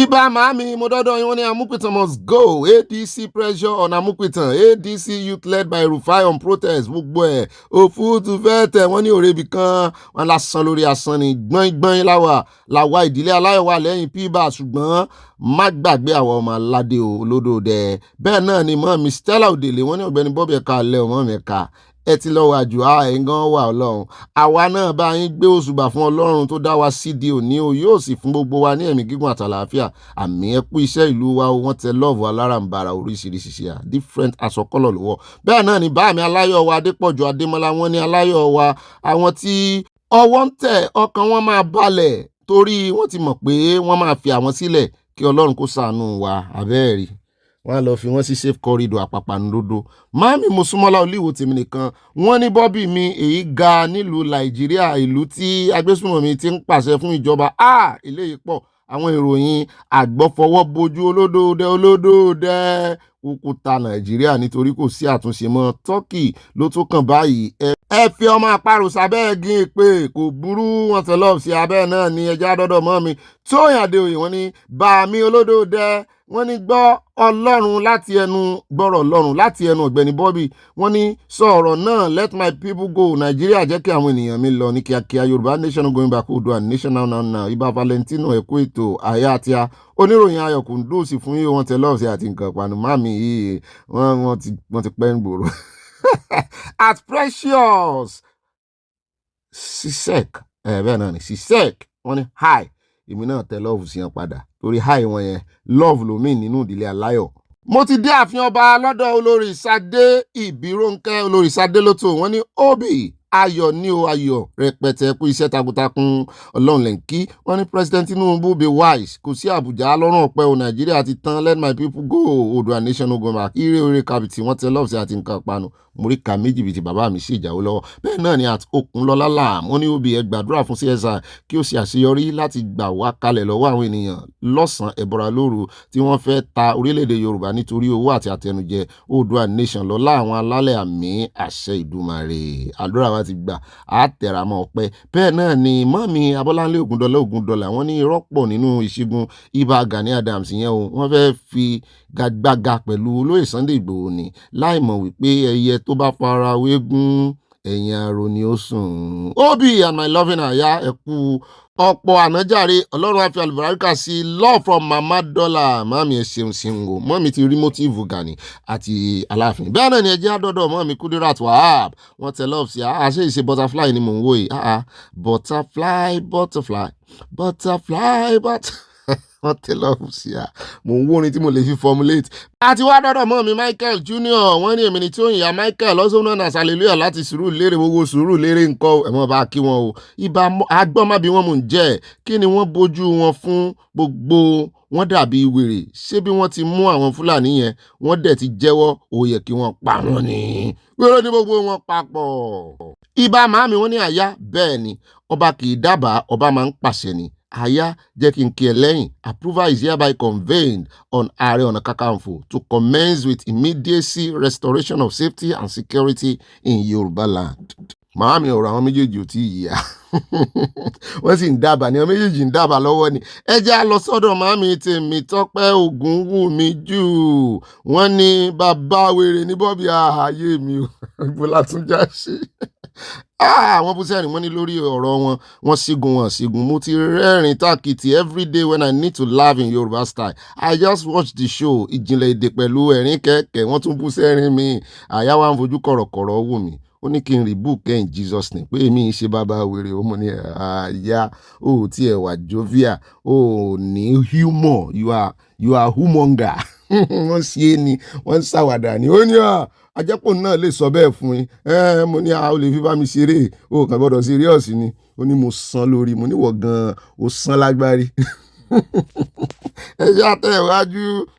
Aya ní ọ̀gá mi ṣẹ̀ṣẹ̀ wà mọ̀ pé kò sẹ́ni tí ò ní wèrè lóòótọ́ o mo ní kò sẹ́ni tí ò gbà lórí o kò sẹ́ni tí ò sàn lórí kò sẹ́ni tí ò ní wèrè ó mọ̀ pé ìwà méjì lọ́lọ́run fún wa ìwà dáadáa àti ìwà wèrè àwọn ẹyin ti wèrè lẹ́ni kọ́lọ́ ń ṣàánú wa o Aya gbẹnukú bẹ àwàdà ní bá mi ṣe mọ́ mi jàre ó rẹ̀ já lọ sọ́dọ̀ bá mi Rábí Ọlọ́pàdé wọ́n ní yeast and flour powder with some ingredient can make bread or cake. Yeast mo fẹ́ rántí lánàá mo rí ìdárúkọ wheat gan náà kọ́ ní flour ni Aya ní flour ó dáa o. Màámi Fúnmilọ́lá Bello wọ́n ní ọkọ wa Ọ̀gbẹ́ni Bobby a kò bínú sí yín sà mo ti jójó sí orin tẹ́ ń kọ you are too much sir more strength sir love you and Aya yọ yẹ yín mọ́ mi bó lè yín ó sì mọ́ sọ fọ́kọ rẹ̀ sà ẹ gbọ́ ẹ̀yin mélòó lẹ́wọ̀n pé dáàdì ń sà ẹ̀yin ayé àtijọ́ ẹ̀yin mọ̀mọ́ wa náà lẹ́mọ̀ ṣe bí àwọn ọmọ òde ìsìn ń bo bẹ́ẹ̀ náà ni báyìí àwùjọ Olúṣọlá wọn ní àyájọ́ ẹ bá wa sọ fún ìjọba kí wọ́n fi òfin China fún kan fi mú Malami àti gbogbo àwọn olóṣèlú tí wọ́n jí owó ìlú kó kan pa wọ́n mà nìyẹn wọ́n mọ̀ ń pa wọ́n China ni ó dáa o at ọmọlára mọ́ mi mo ti dọ́dọ̀ yín mo ti rí tẹ́ dá méjì. wọ́n ní Bobby thanks God the YouTube problem is solved. Bẹ́ẹ̀ ni ìtìjú ńlá ni fún Nàìjíríà bí àwọn agbésùnmọ̀mí ṣe ń ṣe àfihàn owó rẹpẹtẹ lórí agbègbè tí kò sí ìjọba tó lè fọwọ́ òfin gbé wọn please turn over àmọ́ mi péjì kan náà lẹ́kọ́ sí. Wọ́n ní ìpànìyàn àti ransom gbígbà ti di business rẹpẹtẹ tí ìjọba kò ní solutions rárá kí ìjọba jọ̀wọ́ tètè gbé ìgbésẹ̀ láti gba àwọn tó wà ní àkàtà wọn jáde kí ó tó pẹ́ jù. Ẹ̀mí ènìyàn ṣe pàtàkì wọ́n tẹ lọ́ọ̀sì àti nǹkan panu ní Canada. Nàìjíríà ni ẹ̀ ń sọ̀rọ̀ ń pa àbí Canada lẹ̀mí èèyàn ti ṣe pàtàkì ṣe ẹ rí Nàìjíríà yẹn ẹ mọ̀ bọ̀n dábàá. Màámi mo dúpẹ́ tá ẹ wà wàrà ààyè mo ti dọ́dọ̀ yín wọ́n ní Bobby mi ọ̀wọ́n hallelujah tí mo gbọ́ ohùn yín ìrọ̀lẹ́ yẹ kú iṣẹ́ àtàárọ̀ Olúwa yóò bá wa ṣe láṣẹ Èdùmàrè àná ni bá dé ọmọ mi Tèmídáyọ̀ mi ọ̀wọ́n ẹ bá mi kí àyà wọn ti lọ́ọ̀sì àti nǹkan panu. Màámi ẹ mọ̀ bínú àwọn tó ṣe fẹ́ẹ́ dì lọ́jọ́ tí YouTube sọdún fún wa gan-an kọ́lọ́ ń ṣàánú wa gbogbo yín la kí padà o. àwa fi Tèmídáyọ̀ ṣe point of contact fún gbogbo àwọn ọlọ́jọ́ bí ó yẹ ẹ já kọrin fún Tèmídáyọ̀ ọ̀rọ̀ yín ó dayọ̀ láṣẹ Ọlọ́run Èdùmàrè happy birthday to you congratulations ẹ̀mí aṣọpọ̀ rẹ̀ you are the son of these days congratulations happy birthday to you èní lọ́jọ́ ìbí ẹ Tèmídayọ̀ ó yá o kú àṣeyẹ ó ná mi lówó Tèmídayọ̀ lọ́wọ́lọ́wọ́ ó yá ẹ járe lé Tèmídayọ̀ wà pẹ́ wà gbó àbọ̀ sẹ̀mí láṣẹ Ọlọ́run happy birthday congratulations ẹ já dọ́dọ̀ bá mi Olúkáyọ̀ Hamzat wọ́n ní irú ìròrí wo ni ó wà lórí àwọn olórí wa yìí kí ni dé tí ẹ fi ẹ̀mí àwọn ènìyàn ṣòfò báyìí tí ẹ ń gba ìmọ̀ràn àwọn ọ̀tá ìmọ̀ràn náà fẹ́ kọ ìmọ̀ràn àwọn ọ̀tá ó dàbí ẹni pé gbà ní bàbá mi kí ni dé ẹgbà ni máa ń sọ kí ni dé. mo ti dé ọ̀dọ̀ ìkànnì àwọn ìyàwó mi Mercy Táíwò Adégòkè Mákànjọ́lá màmí ni it is yeast not wheat ẹ kú iṣẹ́ o màmí tẹ love sí mi àti nǹkan pàánù yọ yẹ ìmọ̀ mi kò ní yẹ lẹ àwọn gbé mi ni yeast ó dà ìbá yeast ẹ jẹ́ àdọ́dọ̀ mọ́ mi Olúfúnkẹ́ Fájimólú wọn ní Bobby why is Tinubu accepting Gumi and Sultan dictating to him not to bring Trump and Netanyahu of Israel but they prefer Turkey ansa ti gbé Turkey wà báyìí yóò sojú wa àwọn náà tún máa bú Tinubu pé kò ṣe dáadáa gbogbo nǹkan ni ó ṣe ló ti ṣe yìí o àwọn náà tún ní abẹ́ ìṣèjọba ìran tí ń pààyàn jù ẹ jẹ́ àdọ́dọ̀ at Ọlátúnbọ̀sún Adésínà Àlàbí bá mi mo dọ́dọ̀ yín wọ́n ní Bobby mo ń jẹ yín ọpẹ́ lẹ́à olójú kòkòrò tí ó fẹ́ gba ìyàwó ayé mi o èmi ló lójú kòkòrò yeast ni ó máa ń wú flour kì í ṣe wheat ó dáa ẹ ṣe mo gbàgbà wí ó yá o ìyàwó yín dà lé wọ́n ti di ìyàwó mi látòní lọ bẹ́ẹ̀ náà ni at Roslyn làwa màmí ni I hope it is an ordinary rivalry Gani Adams is doing with CSR not to try and attack or distort Oloye Obi may God be with you amen and you too Yorùbá nation no going back wọ́n thumb up sí ya ṣé ẹ rí ìjà ìlara ìtànbọ̀rọ̀ ìlara máa wà ń bẹ́ẹ̀ nígbà tí ìsàn kankan ti parí ìjà ìlara ni ẹjọ́ wọn sì wà nílé ẹjọ́ àwọn méjèèjì gbójú ní ẹjọ́ àdọ́dọ̀ bá mi fọlọ́run sọ̀tà nímọ̀lá wọn ní Bobby Aláàfin Ọ̀yọ́ ti fẹ́ fi ọ̀tẹ̀ dá ètò ààbò ìlú ẹkùn ru irọ́ bá mi kò rí bẹ́ẹ̀ ẹ mọ̀ jà ẹwà náà àti ń wò bí ọ̀tá síra wa irọ́ ìjà ti parí ìjà bá ti parí ẹ mọ̀ jà rántí ìjà àná mọ́ ẹ mọ̀ jà rántí ìjà àná mọ́ àní eré èèyàn bá ṣe rí o ó dẹ̀ jẹ́ àlọ́ àkàn fi ìṣọ́ra sí ni ẹ jẹ́ àlọ́ sọ́dọ̀ at unique baby girl wọ́n tẹ love sí 100% we love you to 101%. wọ́n tẹ̀síwájú wọn ní Nàìjíríà is a joke wọn náà yà darapọ̀ wọ́n fi Nàìjíríà ṣe joke lọ àfi wọ́n pa wẹ̀dẹ̀ alias wẹ́dẹ̀wẹ́dẹ́ bá mi mórí Adéyẹmọ wọn ní Obi mùsùlùmí tó ń sọ̀rọ̀ yẹn àwọn mùsùlùmí tẹ̀m̀bìlìkì nìyẹn o àwọn tí ṣòkòtò wọn èèwò òkè àwọn náà máa ń wọ ṣòkòtò tí kò délẹ̀ oníjàgídíjàgan ni wọ́n o. Mami Dorcas dúró Olúwatúnmiṣe wọ́n ní ládé ìran tó ní oríkì yìí kò lè parẹ́ láéláé torí ọ̀wọ́ adé ṣé Aláàfin lè fún ààrẹ Gani ní 20 billion àbí owó náà fi ń ṣígun lóde òní o wọ́n ní labalábá tó fi ara ẹ̀wẹ́ yẹ kí ni ó ṣe ẹ̀ parí ẹ̀. bẹ́ẹ̀ náà ni Àbíkẹ́ Abdulsalam wọ́n fi jó sí àwa náà ti jọ yín o ó yá ìjà mú aṣọ wa létí Bobby kí ló dé àòrìṣòwò lánàá ṣé kò sí nǹkan kan màámi YouTube ni wọ́n ti ṣètò ẹ̀ ẹ ṣé we love you. bẹ́ẹ̀ náà ni ẹjẹ́ àdọ́dọ̀ at Victoria Bàdéjọ mo fẹ́ fún yín lóye Chief Victoria Bàdéjọ wọ́n ní ibà kùndùzì akọ́ àsìkò yìí o gbogbo ẹbí aláyọ̀ Tinubu renewed hope as sent Minister Wale Edun and other packing anyway let's all wait and see the result. Odua nation no going back ẹ̀rí wine in fact ọlọ́run ló mọ ìwáìnì ta ní báyìí in the next 10 years a lè mú tán mọ́mí ẹ ṣeun kọ́lọ́run bá mi fún yín ní wine bẹ́ẹ̀ni ẹjẹ́ àdọ́dọ̀ at Comfort Adélẹ̀ wọ́n ní this man just want to bring divide and rule into Yoruba land where has he been before CSI came to the scene. Anyway, you can take a man out of the bush, but you can't take the bush out of the man. Ó dá àwọn èèyàn ń fura o lórí ọ̀rọ̀ sígun. Wọ́n ní Aláàfin ò sígun. Irọ́ ládé ni o. Alhaja Rafiat Yowa wọ́n ní the terrorists know that the government will provide that amount táwọn agbésùnmọ̀mí béèrè because they know their weaknesses. I don't know a country that be allowing terrorists to be demanding for ransom and they go free with that amount. Mami Dorcas dúró Olúwatúnmiṣe wọ́n ní hospital yẹn dojú ti ìjọba o kò ṣeé wò rárá kí Turkey lọ ṣe tírénì wọn ní Sambisa àbí tán bá lọ Sambisa yóò tún lé sí ni wọ́n mọ̀ kún àwọn ará abí lọ́wọ́ Ismaila nífẹ̀ẹ́ sí Sharia ló ṣe lòdì sí Obi wa mo ti block wọn dànù. Odua nation no going back from Providence, Rhode Island. At Olutoyin Yewandela wa àmọ́ mi dáadáa wọ́n ní good evening Ogbeni Bobby. When you see Chinese you see COVID. Hope no COVID o. Wọ́n ti rí kéèsì kan Nàìjíríà ṣùgbọ́n wọ́n láwọn ti contain ẹ̀. Aya Jésù. Evangelist Hope alive with Evangelist Olubunmi. Mo kọ́kọ́ fi evangelist. Dr. Abati, if English language is secondary then why is it the official language in Nigeria? Ìbéèrè ńlá bẹ́ẹ̀ náà ni ẹja dọ́dọ̀ mami announce mo rí pọ̀ yín o ẹ sọ pé pọ̀ ó ti lọ. Oòduà nation no going back fún Ṣàárẹ̀ Yorùbá là wọ́n ti lọ́ọ̀fù sí àti nǹkan panu.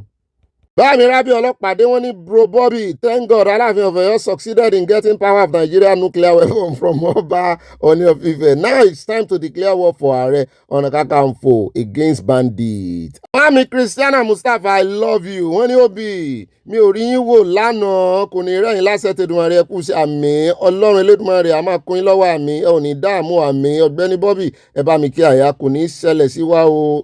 Ẹkún òsè ìdààmú kò ní kàn wá ṣẹ́dùmarè mọ́ mi ti kó nǹkan panu wá ó fresh ẹja mọ́ gbaladùn. Bẹ́ẹ̀ náà ni mo yà lọ́dọ̀ màámi Motolani Martins wọ́n ní kí YouTube stop ṣe bẹ́ẹ̀ o wọn kò ṣe dáadáa lánàá yẹn rárá ẹ̀ kálẹ̀ ọ̀gá Bobby àti gbogbo ìdílé aláyọ̀ yìí lọ́ọ̀yù màámi yọ yẹ yín kò ní yẹ ẹ̀ lẹ̀. Ó dá àwọn ẹ̀ka àbọ̀ padà o yóò yá kò ní yẹ ẹ̀ lẹ́ o ọ̀sẹ̀ tó ti ń lọ nù ní Wednesday pápápá ọ̀sẹ̀ ìyá o àdúpẹ́ lọ́wọ́ Ọlọ́run o bí ó ṣe yá wa sí ilẹ̀ ìmúṣẹ ìlérí nìyẹn láti Ọlọ́run Èdùmàrè ẹ máa gbàdúrà o ẹ máa dúpẹ́ kẹ́sì máa gbàdúrà fún bàbá Sunday Igboho kọ́lọ́n bá wa jọ kó máa wá sọ wọn o oníkùn ló mọ̀ọ́ká ọ̀pọ̀ aláǹgbá ló dánú délẹ̀ yìí o àmì lè tinú o ó dá alákọ̀ọ́kọ́ nù ròyìn tòní lẹ́yìn ìgbà tẹ́ ti jókòó tẹ́ ti wá nǹkan pa mo jẹ́rìí yín ẹ ti ń wá nǹkan tẹ́ mọ̀ sọ̀rọ̀ àjìjà yọ yẹn kò ní yẹlẹ̀ ẹ ti ń bá a pin ẹ ti ẹ̀ jẹ́ kí n sọ lónìí pápápalẹ̀ ti ń pẹ́ mọ́ bínú jẹta o ní tí YouTube ṣe iná mọ̀nàmọ́ná wọn ló ṣe mọ̀nàmọ́ná aṣáàdúpẹ́ lánàá bó ti ẹ̀ jẹ́ wípé wọ́n tún fẹ́ sùsì lánàá ẹ̀ ṣùgbọ́n náà pápápá náà ti sẹ́ndì nótìsì wípé àwọn ti fíìsì bọ́ọ̀gì kan ló ṣẹlẹ̀ ẹ wá wo adúrú èrò tó wá níjẹta yẹn ṣùgbọ́n tá a rí wò ń bẹ́ ò tó 6 minutes abẹ́ẹ̀ ó dá o ẹ káàbọ̀ padà ó dá o ẹ mọ̀ bá a pé fáwọn olólùfẹ́ yín bọ́ bá ẹ ti pín ẹ fẹ́ kí n tiẹ̀ chájì yín ní ẹ fẹ́ kí n tiẹ̀ béèrè lọ́wọ́ yín kẹ́ ẹ tó ṣe. ó dá alákọ̀ọ́kọ́ nù ròyìn tá a fẹ́ lójú lónìí ẹ já bẹ̀rẹ̀ látọ̀dọ̀ bọ̀dà Wálé Ẹdun mi ò mọ̀dí táàrẹ Olódòdé fi lé wọn o wọ́n ní ọ̀pọ̀lọpọ̀ reactions lọ́tún ló sì ti bẹ̀rẹ̀ sí jẹyọ lẹ́yìn tí ààrẹ Olódòdé gba iṣẹ́ lọ́wọ́ àwọn mínísítà méjì kan ṣùgbọ́n tí bọ̀dà Wálé Ẹdun gangan ló ṣàwọn èèyàn káyèéfì jù pé ohun tó mú president Tinubu yọ ẹni táwọn èèyàn lérò wípé wọ́n jọ ń ṣe wọléwọ̀de wípé awo ni wọ́n tó sì jẹ́ wípé àwọn náà máa ń ròyìn rẹ̀ wípé ẹni ń ṣe dáadáa bó ti ẹ̀jẹ̀ parí fọ́nrán kan about 3 or 4 months ago pé ó rẹ̀ wọ́n gbé wọn lọ London àwọn náà díngbà náà wọ́n ní wọ́n gbá wọn lọ London o ṣùgbọ́n èdè tán ṣe wá gbaṣẹ́ lọ́wọ́ wọn torí wọ́n resign yìí ṣe pé wọ́n resign bóyá ààrẹ ti wá rí wípé ẹ̀ tí wọn yóò lè gbé ni bóyá fẹ́ gbé wọn lọ bòmíì ni bóyá sáàkì wọn lọ lé ni ṣùgbọ́n àwọn tí ò yéyé tán fẹ́ fi wá lọ́kàn balẹ̀ pé ẹ mọ́ bẹ̀rù pé ẹni tó mú ààrẹ Tinubu gbérù gbèsè yìí mo ní bọ́dà Wálé Ẹdun tó bá ti ẹ̀ ń ronú kan àwọn èèyàn mo ní tó bá náà fẹ́ yọ mínísítà mo ní bọ̀dá ìgan wà lára àwọn tó máa korúkọ àwọn mínísítà tó máa yọ wọn lè fọkàn wọn tí ẹ lérò kan rò wọn pé wọ́n lè yọ wọn ó dáa ẹ jẹ́ àgbọ̀n tó fẹ́ sọ fún wa bóyá òótọ́ wà bẹ́ẹ̀. Yes, we have to also, on that, we have to commend him. When they came in, the economy was in chaos. The removal of subsidy, inflation, exchange rate volatility. I think you've seen that even based on what World Bank, IMF, and everybody is saying, Nigeria have been able to stable, especially in the area of the reform. He has been so dogmatic about the reform. He has gone about the reform. He has stood by what he believed was right for Nigeria. I think it's one minister that we will remember him as the man that was Mr. Reform. He reformed the economy. He worked very hard for the economy. And I think now he has put the economy in an autopilot to begin to move with the new minister. I think he has done well, especially when you have to look at the situation that he was when he came in and the reform that was being run by this current administration. ó dá ẹ má jẹ́ àpẹ́ lọ́dọ̀ arákùnrin ẹ jẹ́ àgbọ̀dọ̀ ẹlòmíín lọ ilé yóò fẹ́ sóòótọ́ ó ń fi ahọ́n bo òótọ́ ó fẹ́ mọ ẹ̀yìn Wálé Ẹdun òótọ́ Wálé Ẹdun náà ó gbìyànjú nítorí gbogbo ìgbésẹ̀ táàrí Olódòdé gbé òun gangan ni engine room ẹ̀ wọ́n yọ subsidy ní o wọ́n ṣe léyìí wọ́n ṣe tọ̀ ni wọ́n ní ṣùgbọ́n ara ẹ̀sùn tó fi ń kan bọ̀dà Wálé Ẹdùn náà ni wípé wọ́n rìlíìsì owó tó tọ́ fáwọn èèyàn wọ́n lórí ìwé lówó ti pọ̀ gbogbo kìíní kan trillion economy wọ́n nígbà tí ó dé orí practical tó yẹ kán rìlíìsì owó fún àwọn parastatals ìjọba àwọn ministry wọ́n lọ́pọ̀lọpọ̀ wọ́n kàn ń ṣàròyé ní ọ̀pọ̀lọpọ̀ wọ́n ń ṣàròyé wọ́n ní etí ààrẹ olódòdẹ ti kún àwọn kọngílátọ̀ náà ń kọ́ ebíjọ́wọ́ la sì gbé táwọn kọngílátọ̀ tó ń ṣe project ńlá fún ìjọba federal tó ń ṣe capital project tán fún lówó tán jẹ lówó láti 2023 kí ló dé tẹ̀ sanwó fún wọn. wọ́n ní nígbà tí ààrẹ olódòdé ò fi lóye rẹ̀ ó wá dàbí ẹni wípé gbogbo ìbú tí àwọn opposition bú ààrẹ olódòdé lórí ọ̀rọ̀ ètò ìṣúná nàìjíríà bí ẹni wípé bọ̀dá ìlú fà ni. wọ́n jẹ́ àmọ́ wọn fọ́ alára ó ti wà so urgent jù. ṣé bá tiẹ̀ sì ń gbọ́ tí sòrò rẹ̀ ń pariwo lé ẹgbẹ́ tó kún lórí kí wọ́n tó rí ìlífù ẹgbẹ́ tó kún agbọ́n yẹn ṣùgbọ́n eléyìí ó ti wà so urgent jù súnmẹ́jà gbọ́ lẹ́nu ẹni tó fẹ́ gbé wa débẹ̀ gan-an. It should never be again that we are giving revenue less than 10% to our Ministry of Health. We are giving less than 10% to our Ministry of Education. We are giving capital expenditure less than 30 or 40% to the Nigerian Railway Corporation. So what happened between Iran, US, and Israel? Suffered. The people, the major electorate, the grassroots. Imagine we had functional rake on all our rail tracks. What do you think will happen? The pressure will reduce drastically. But for some time, the railway has been before National Assembly and also Ministry of Finance to change some of the tracks that we have, some of the wagons. There was no approval up to date. So I want to see Mr. Tawedele, one, that we provide that support for key agencies of government, which includes health, education, railway, and all other ones. And they're not limited to that. All other ones that we boost, one, confidence, two, ease living costs, three, support for agriculture, anything that has to do with capital expenditure, because most part of the current expenditure will be given. But how do we convince the president or convince the National Assembly with the support of all of these key agencies? Because if you want to measure President Tinubu's performance at the end of the day, how did agriculture fail? What happens to health under him? What happens to education under him? What happens to the railway under him? What happens to transport under him? These are key parameters. And so Ministry of Finance will no longer be where contractor will wait, will pay you after 6 months, after 7 months. No. Are we going to stop seeing protests at that ministry by organized contractors? Are we going to start seeing faster disbursement of funds to them such that we can see sporadic projects happening virtually everywhere in our country? Those are the ways you measure. Again, can we now see proper handshakes between the Central Bank of Nigeria and the Ministry of Finance? Can we see that confidence measurable in markets and also for partners? Can we see the confidence? Once all of those happen, honestly, I think Mr. Oyedele will be put in the league of ministers, great ministers that have left this country. And we have a few of them. And I personally, now to speak personally, I also believe that Mr. Oyedele can do even, he can meet some of these as ó dá àwọn náà lẹ́ti gbọ́ lẹ́nu ẹni tó lè sòótọ́ fún wa o arákùnrin eléyìí nígbà tá a kọ́kọ́ gá máìkì sí lẹ́nu oúnjẹ ọbẹ̀ ni wípé ó kàn wá fọn rere Mr. Wálé Ẹdùn ni ṣùgbọ́n ọ̀rọ̀ kọjá bó ti rí ọ̀rọ̀ kọjá bá a ṣe ń wò ó òun ló wá dífá gbogbo tó ọ̀rọ̀ tá a gbọ́ lẹ́nu ẹnìkejì yẹn tó sọ fún wa wípé wọ́n jẹ ọ̀pọ̀lọpọ̀ àwọn èèyàn lówó tó sì jẹ́ wípé láti ministry náà ni gbogbo ẹ̀ ti ṣẹ̀ wá àti wípé bó ni Olódòdé fẹ́ fojú sí tíjọba bá bàjẹ́ mọ́ wọn lọ́wọ́ lórí ọ̀rọ̀ ìṣúná bọ́jẹ̀tì ò lọ déédéé 2023-24 jàre wọ́n ti parí 2023 tí 2024 wà ń bẹ̀ wọ́n náà tí ìkógojá lórí ẹ̀ 2025 náà wà ń bẹ̀ wọ́n yíwọ̀n wọn tiẹ̀ wọ́n mọ̀ bóyá capital project gan ti débì kan 2026 náà tún fẹ́ dáwọ́lé yìí a sì ti fẹ́ ǹjẹ́ ìṣe oṣù kẹrin la tún fẹ́ lò tán nínú 2026 wọ́n jẹ àwọn kọngílátọ̀ lówó lọ rẹpẹtẹ wọ́n rìlíìsì owó tó bẹ́ẹ̀ jù bẹ́ẹ̀ lọ àwọn èèyàn ń pa revenue wọlé ìyẹn àwọn àjọ ìjọba wọ́n ní iye owó tán rìlíìsì fún wọn kò tó 10% iye owó tán pa wọlé kí ló dé àwọn èèyàn ò rí nǹkan kan ṣe wọ́n rí project ṣe orí ìwé lẹ ti ń ṣe project why wọn lára tó fàárẹ̀ o àyà náà tó wá ń gbé sí mi létí pé ṣé ẹ sọ pé kò sí nǹkan kan tó ní í ṣe pẹ̀lú ọ̀rọ̀ politics ṣé wọ́n fi sọ́dọ̀ àwọn atiláwí ìyẹn àwọn opposition torí ara àjà tí àgbọ̀ wípé Olódòdé bá tèkójà lọ́jọ́ sí rèé nígbà tí wọ́n fi mú fínlẹ̀ tán gbòòrùn tán sọ wípé rọ́wọ́ rẹ̀ lẹ́yìn Peter Obi àti Àtìkú ẹrántí tí wọ́n fi mú arábìnrin philanthropist báyìí tán fi sí wọ́n fìrì sí ọ̀pọ̀lọpọ̀ àwọn dúkìá rẹ̀ ni bẹ́ẹ̀ náà làwọn èèyàn tó wá ń béèrè wípé kí ló dé tó jẹ́ àwọn tó súnmọ́ olódòdẹ lẹ́nu ọjọ́ mẹ́ta yìí gangan náà ya aláìgbọràn létí lápá amúníta tún nínú wọ́n ní ṣe bí wọ́n ṣe rìlíìfù Ọ̀gbẹ́ni Ẹgbẹ́tókun ni àmọ́ lóòótọ́ ni o ń tàrí olódòdẹ ni ó ṣe wọ́n nítorí pé kò ṣe ẹ tún wá wọlé náà ní ìsìn àwọn tó ń jẹ́ kí ààrẹ olódòdẹ kọ́ mọ̀ sọ̀rọ̀ sáàrẹ olódòdẹ rè àyà wa ń sọ fún mi pé ṣe rí ọ̀pọ̀lọpọ̀ àwọn tó súnmọ́ ààrẹ olódòdẹ tán yí wọn ká yẹn ṣé overprotective lápè àbọ̀n gan-an náà jẹ́ kí ààrẹ olódòdẹ mọ̀ bó ṣe ń lọ nítorí àwọn làárẹ olódòdẹ ó fún ní task àwọn náà wà jẹ́ olódòdẹ ní ààbọ̀ pé gbogbo ń tán sọ fáàrẹ olódòdẹ yìí kò rí bẹ́ẹ̀ ń gbòòrò ayé ká sọ̀rọ̀ síbi tọrọ wa òun náà ló tún dífá ọ̀rọ̀ tí Ìbọ̀dà Gbajabiamila sọ ibẹ̀ là ń lọ ní ìsìn.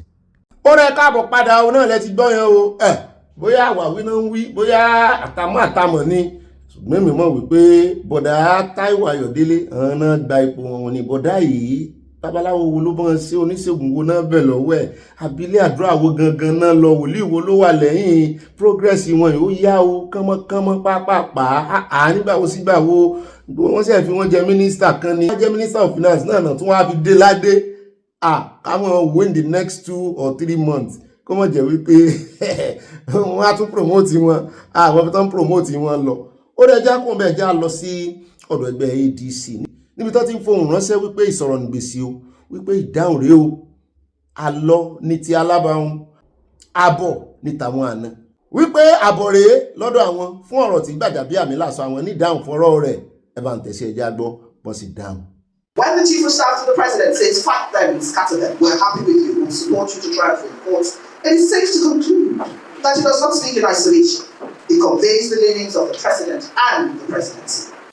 The INEC chairman stands indicted, as has been shown clearly in the public space and on official documents, because when you tweet now on X platform, whatever you have put out there is not for you alone. This is not the Nigeria that Awolowo dreamed of. This is not the Nigeria that Azikiwe spoke of. This is not the Nigeria that Sadona Amado Bello labored for.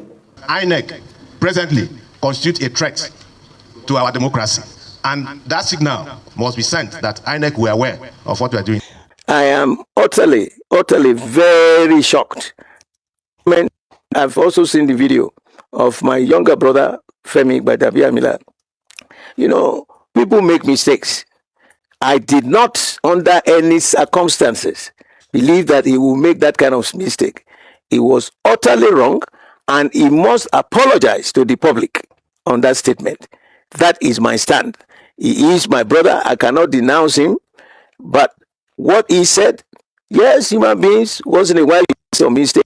But that was a monumental mistake, political mistake.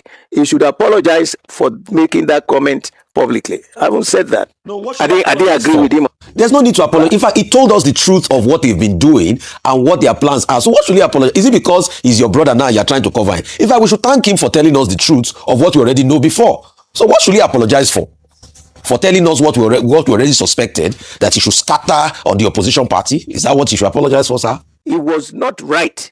And he can never be right. And I will never support him on that issue. It doesn't mean we will see in all the fronts the same thing. We don't. I don't agree with him. I disagree completely. And for me, personally, as an advice to him, is to withdraw. You can publicly, you can make certain comments, and then you regret it, and you make an apology for that. It is still acceptable. We are human. But I didn't agree with it. It is not right. Ó dẹ̀ káàbọ̀ padà náà lẹ ti gbọ́ yẹn wọ́n ní àwọn fojú ré Gbajabiamila mú ní igi téèyàn bá fojú ré lóko ní máa ń gún yàn lójú wọ́n ní rárá wọ́n nítorí n tó wà lẹ́yìn ọ̀fà ó jòjé lọ wọ́n ní ẹni tó ń lùlù fún Gbàjà pé ó kọjá Gbàjà pé ọ̀gá rẹ̀ ló wà lẹ́yìn rẹ̀ pé àwọn ti gbọ́ páwọn ò rí pé Gbàjà ló sọ̀rọ̀ pé presidency ààrẹ olódòdó làwọn rí tó sọ̀rọ̀ ní kí lajá yín ń pa kúrú mọ́ ta lọ̀pọ̀lọ́ ń dẹrù bà ààrẹ Tinubu ní ẹ̀ lè intimidate àwọn tó rẹ̀ já kó ń bẹ̀nu ọ̀rọ̀ wọn jàre ọ̀rọ̀ wọn pèsè jẹ́ ọ̀rọ̀ dihun ẹjá wa lọ sí ó rẹ̀ já kó ń bẹ̀ já yà lọ́dọ̀ Adélábù Minister of Power wọ́n ní ó ti ṣetán láti resign. The Minister of Power Chief Adebayo Adelabu Penkelemesi is set to resign his position after securing President Bola Tinubu's consent to pursue his governorship ambition in Oyo State. Wọ́n ní go and give it a try. Owó ni ó ná àbí owó sábẹ̀ lọ́wọ́ rẹ̀. A statement signed by a special advisor on strategic communications and media relations Bolaji Tunji on Tuesday noted that the central highlight of the engagement was the presentation of the National Integrated Electricity Policy and its accompanying strategy implementation plan. Ayanibu Sunani, in review of this development, Chief Adebayo Adelabu is expected to resign his position as Minister of Power in the coming days. Agbẹnusọ rẹ̀ ló sọ bẹ́ẹ̀ alábàáṣiṣẹ́pọ̀ rẹ̀. Ayanibu Sunani òun resign lórí ojúlówó tó yónú. Òun ó ti róye pé power ẹ̀ ń bá fẹ́ tó bá fi sí ìdí power. Ẹ̀mí rẹ̀ gbọ́dọ̀ lẹ́mìí méje. Mo ní ṣe mọ́ ẹlẹ́mìí méje. Ó ló gbọ́dọ̀ jẹun tẹ́lẹ̀ ẹkùn nítorí kìí ṣiṣẹ́ kékeré. Power mo tún tó ti ń dù ní Nàìjíríà tán rí ṣe wọ́n wá fi ọ́ sí di power bí ìgbà tán rí fẹ́lẹ́ ẹ̀ ni kò sẹ́ńtẹ́ lè fi ibẹ̀ tó lè paasi. Ṣùgbọ́n àwa mọ bí ó sì jẹ́ báyìí o ọ̀rọ̀ sí ẹ̀dìjà ni ọkàn ara bí tó ti balẹ̀ tẹ́lẹ̀ Ṣàràfàdín Àlì tọkàn ẹ̀ ti balẹ̀ tẹ́lẹ̀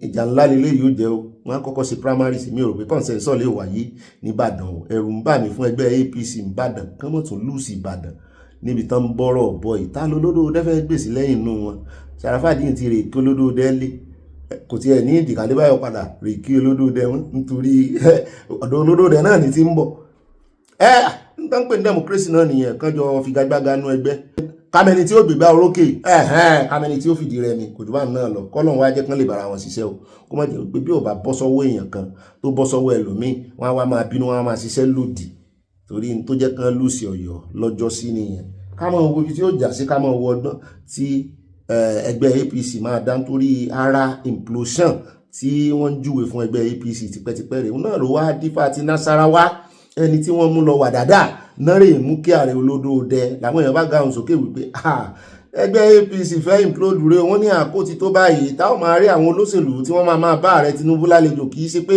wọ́n fẹ́ lọ wojú wọn o wọ́n ní bí kò sí wípé àwọn gómìnà ló mú wọn lọ tí wọ́n mú àwọn choice candidate tí wọ́n lọ àrí ti Wike náà lẹ́nu ọjọ́ mẹ́ta yìí tó mú èèyàn kan lọ ní choice candidate òun rèé o òun ti sọ wípé òun ò bá Fubara ṣe mọ́ kó mọ̀ gbé kẹ̀kẹ́ ẹ̀ lọ ẹjá wa wo ti Wàdàdà tó fẹ́ fa wuyewuye tó torí èmi rò pé APC ni Wàdàdà wa tẹ́lẹ̀ bóyá ó ṣe catapult ni wọ́n tún wá ń sọ wọ́n ní tó ṣẹlẹ̀ ní ẹgbẹ́ ADC ló fẹ́ ṣẹlẹ̀ ní ẹgbẹ́ APC ní Nasarawa nítorí wọ́n ní wọn fún àwọn ọmọ ẹgbẹ́ gbọ́ wọ́n ní ìdákọ́ńkọ́ ni wọ́n ṣe meeting ọ̀tọ̀ lẹni tán fojú sí lára tẹ́lẹ̀ ọ̀tọ̀ lẹni tó yìn máa jì ẹ bá ń tẹ̀sí ẹjá gbọ́ díẹ̀ nu story wọn lẹ́nu Nàìjíríà ti tọ́jú wọ́n súnmọ́ wọn mọ̀ wọn dáadáa. Governor has the right to have his own preferred candidate. Okay. But the governor has no right to impose his own preferred candidate on the party, even though he's the leader of the party. Now, he called his political appointees in the government house and then told them that this is the preferred candidate. For me, I think it's a question of tactics and strategy. I think the tactics is wrong. What made it wrong? Yeah, because he claimed he had made consultations. Okay. And that it was narrowed down to 3 candidates, and that this is the preferred choice. The question now is, according to INEC regulations, we are expecting the primaries to take place, and primaries means that people will come and vote. If they are not voting, if it's going to be by consensus, there will have been series of meetings, not private meetings, public meetings, where stakeholders will be carried along. They will come and debate, they will come and talk about their preferred candidate, and then a decision will be taken. And I think that a former governor, Makura, is already saying that he was not consulted before that decision was taken. If that is true, then it means that the tactics employed by the governor is wrong. Because, even though by law, governors, you can pick a candidate by consensus, but the nature and form of that consensus is very important. Consensus doesn't mean this, position of the strongest person in the party. Consensus means that the weak, the strong, and the middleweight, we combine their voices and then agree at a particular candidate after exhaustive consultations with all stakeholders. And if one person disagrees? If one person disagrees, that is enough ground to say, okay, let us go to the field and vote. And I think taking such a decision at this time, I believe is too early.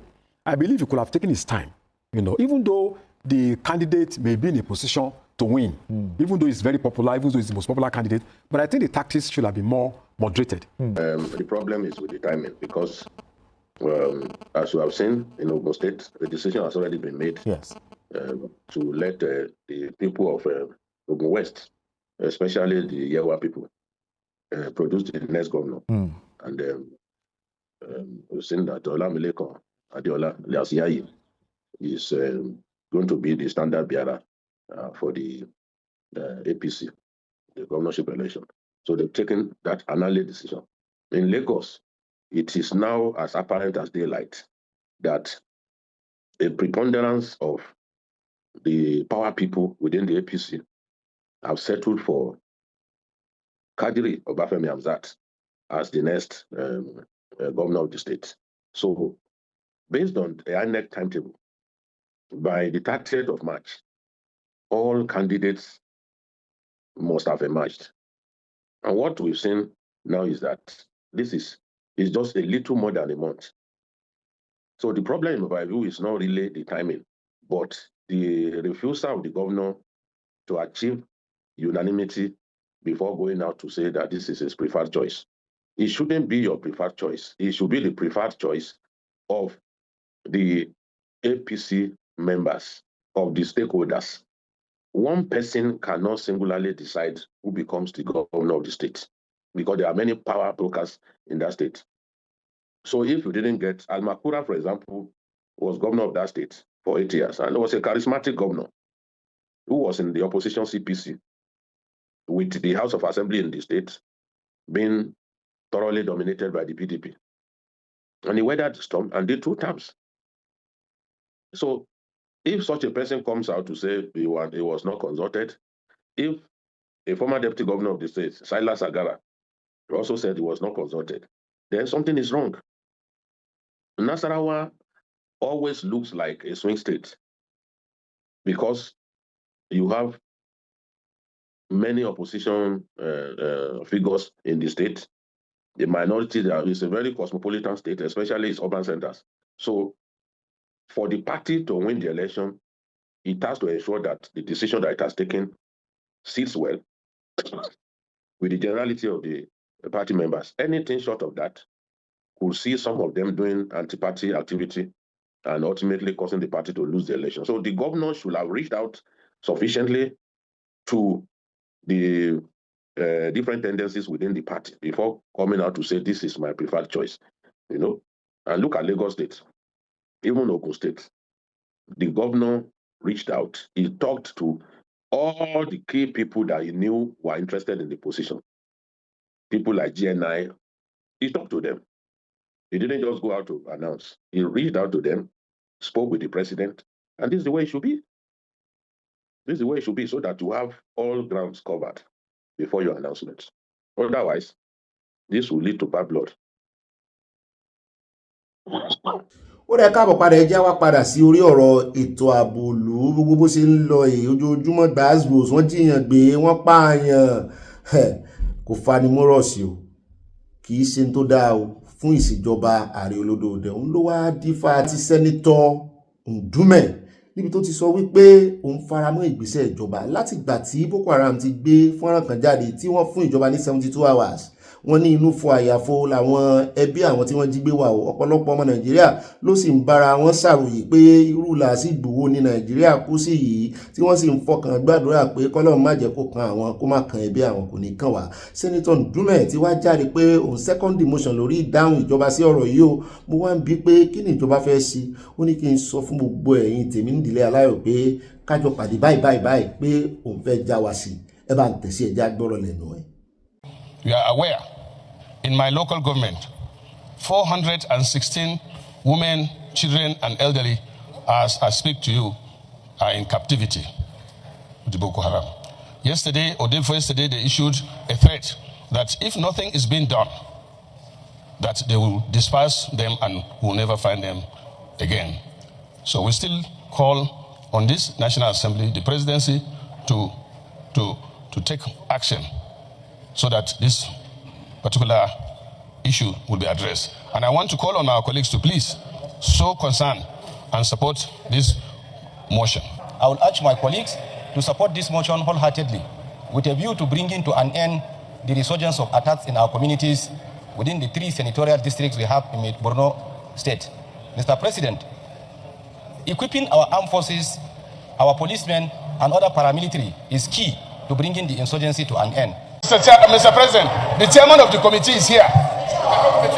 You have to put the chairman of the committee because he has for the harmonization, the conference committee. You have a chairman who represented us in doing this thing, and then you exclude him from the harmonization. What kind of harmonization are you going to do? No, we are telling you about experience. That is how there's a legislative procedure. That is the procedure. Yes, you can have the person who did this work is here, and when you want to go and harmonize, how can you harmonize without the person that did the work? Okay. You know how I wish there was any reason. How I wish there was any reason to shout. Distinguished colleagues, if there was any need to shout, Senator Asukwa, will you give us the opportunity to finish? We are discussing about Senator Lalong, and you are going for consultation. Senator Lalong, you are hereby included in this committee because. Chairman Judiciary. Mr. Senate President, I take exception. I'm withdrawing from the committee. Don't talk to me like that. What are you people introducing?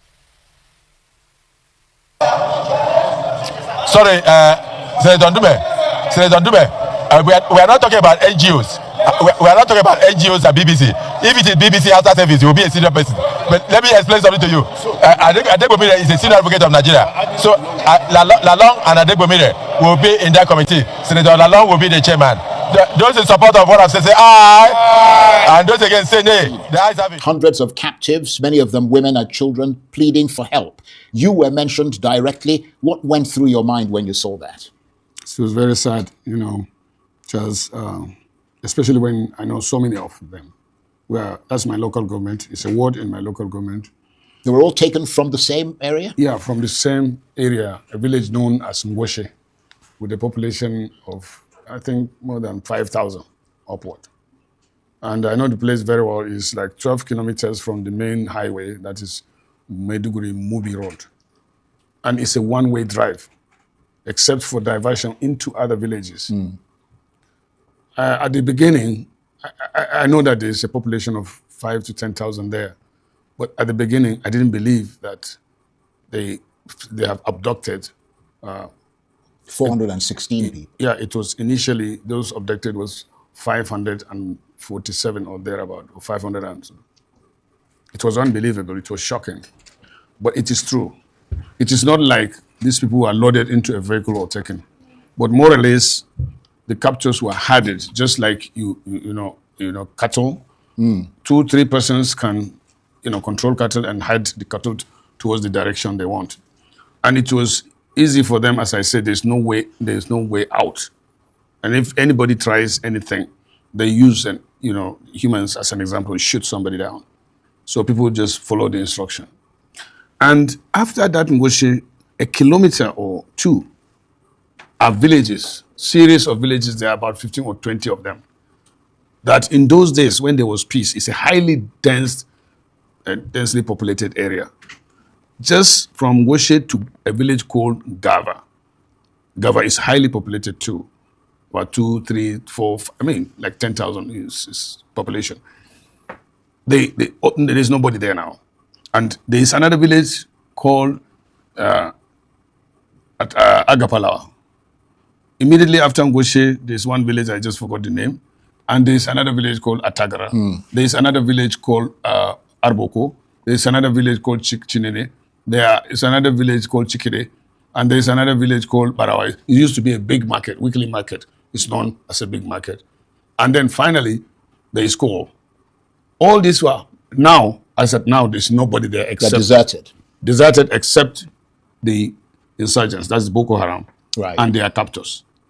They still have people that are under them for the past 15 years, since 11 years now, 2014. Right. So basically, those people are permanent captives. Permanent captives. Right. Now, the 416 that we are talking about now are the new or the latest captives. The latest addition. Yes, taken in on 3rd March last month. So they have been in their custody now since 3rd March. Right. Now, some of those people who were taken are calling on you personally.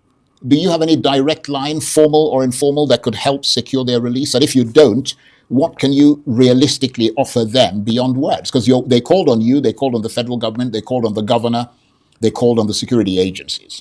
Yeah, because in their video too, they called out to one an organization called Southern Borno Youth Alliance.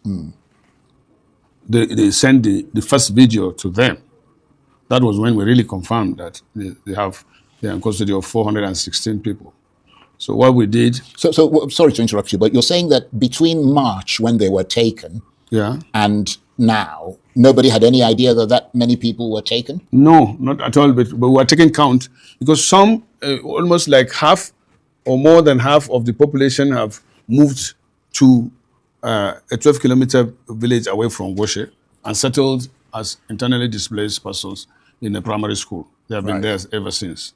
And it is when they were there that they now take stock of who is there, take count of who is there, who is not there. And then as days pass by, there are some people that escaped, or there were some that were claimed to be those that were being released. So they come back and they are now in Pulka. Yeah, but what I'm saying is that until this video, which was just released, I mean, literally a day ago or so, I mean...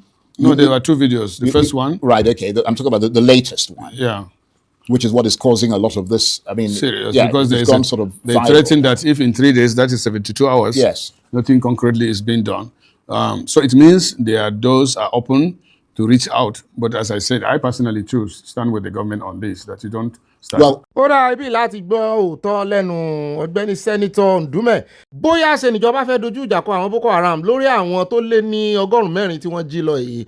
Bẹ́ẹ̀ náà ni Mr. Charles ń béèrè lọ́wọ́ wípé tó o bá sọ wípé kíjọba mọ̀ san ransom tí àwọn Boko Haram wá pàpà pa àwọn yìí, ṣé wà lè jáde wá kojú àwọn Nàìjíríà, ṣé wọn ní fi ẹ̀sùn kàn ọ́ pé ìwọ ló jẹ́ kíjọba gbà wọ́n lẹ̀. Ìjọba yìí sì ti mọ́ tẹnu mọ́ wípé tó bá ti dọ̀rọ̀ ransom àwọn ò ní san o, àwọn ọmọ báwọn ó ṣe gbà wọ́n lẹ̀. Ipa wo wá ni ìjọba ń sà? Ó rá ẹja padà sọ́dọ̀ sẹ́nitọ̀ Ndume ká gbọ́ lẹ́nu rẹ̀ ní tí ó fi dá wa lóhùn bóyá yóò torí pé òun wà wájú kámẹ́rà yóò ní kí ìjọba mọ̀ san ransom, bóyá náà sì san, bóyá wọn ní já mọ̀ ni, ṣùgbọ́n ẹja gbọ́ lẹ́nu ẹ̀ tààràtààrà á fẹ́ mọ ibi tí ìjọba gan fi sí lórí ọ̀rọ̀ yìí. The thing is, the security or the experts in this field it's not a new thing. It's not only in Nigeria.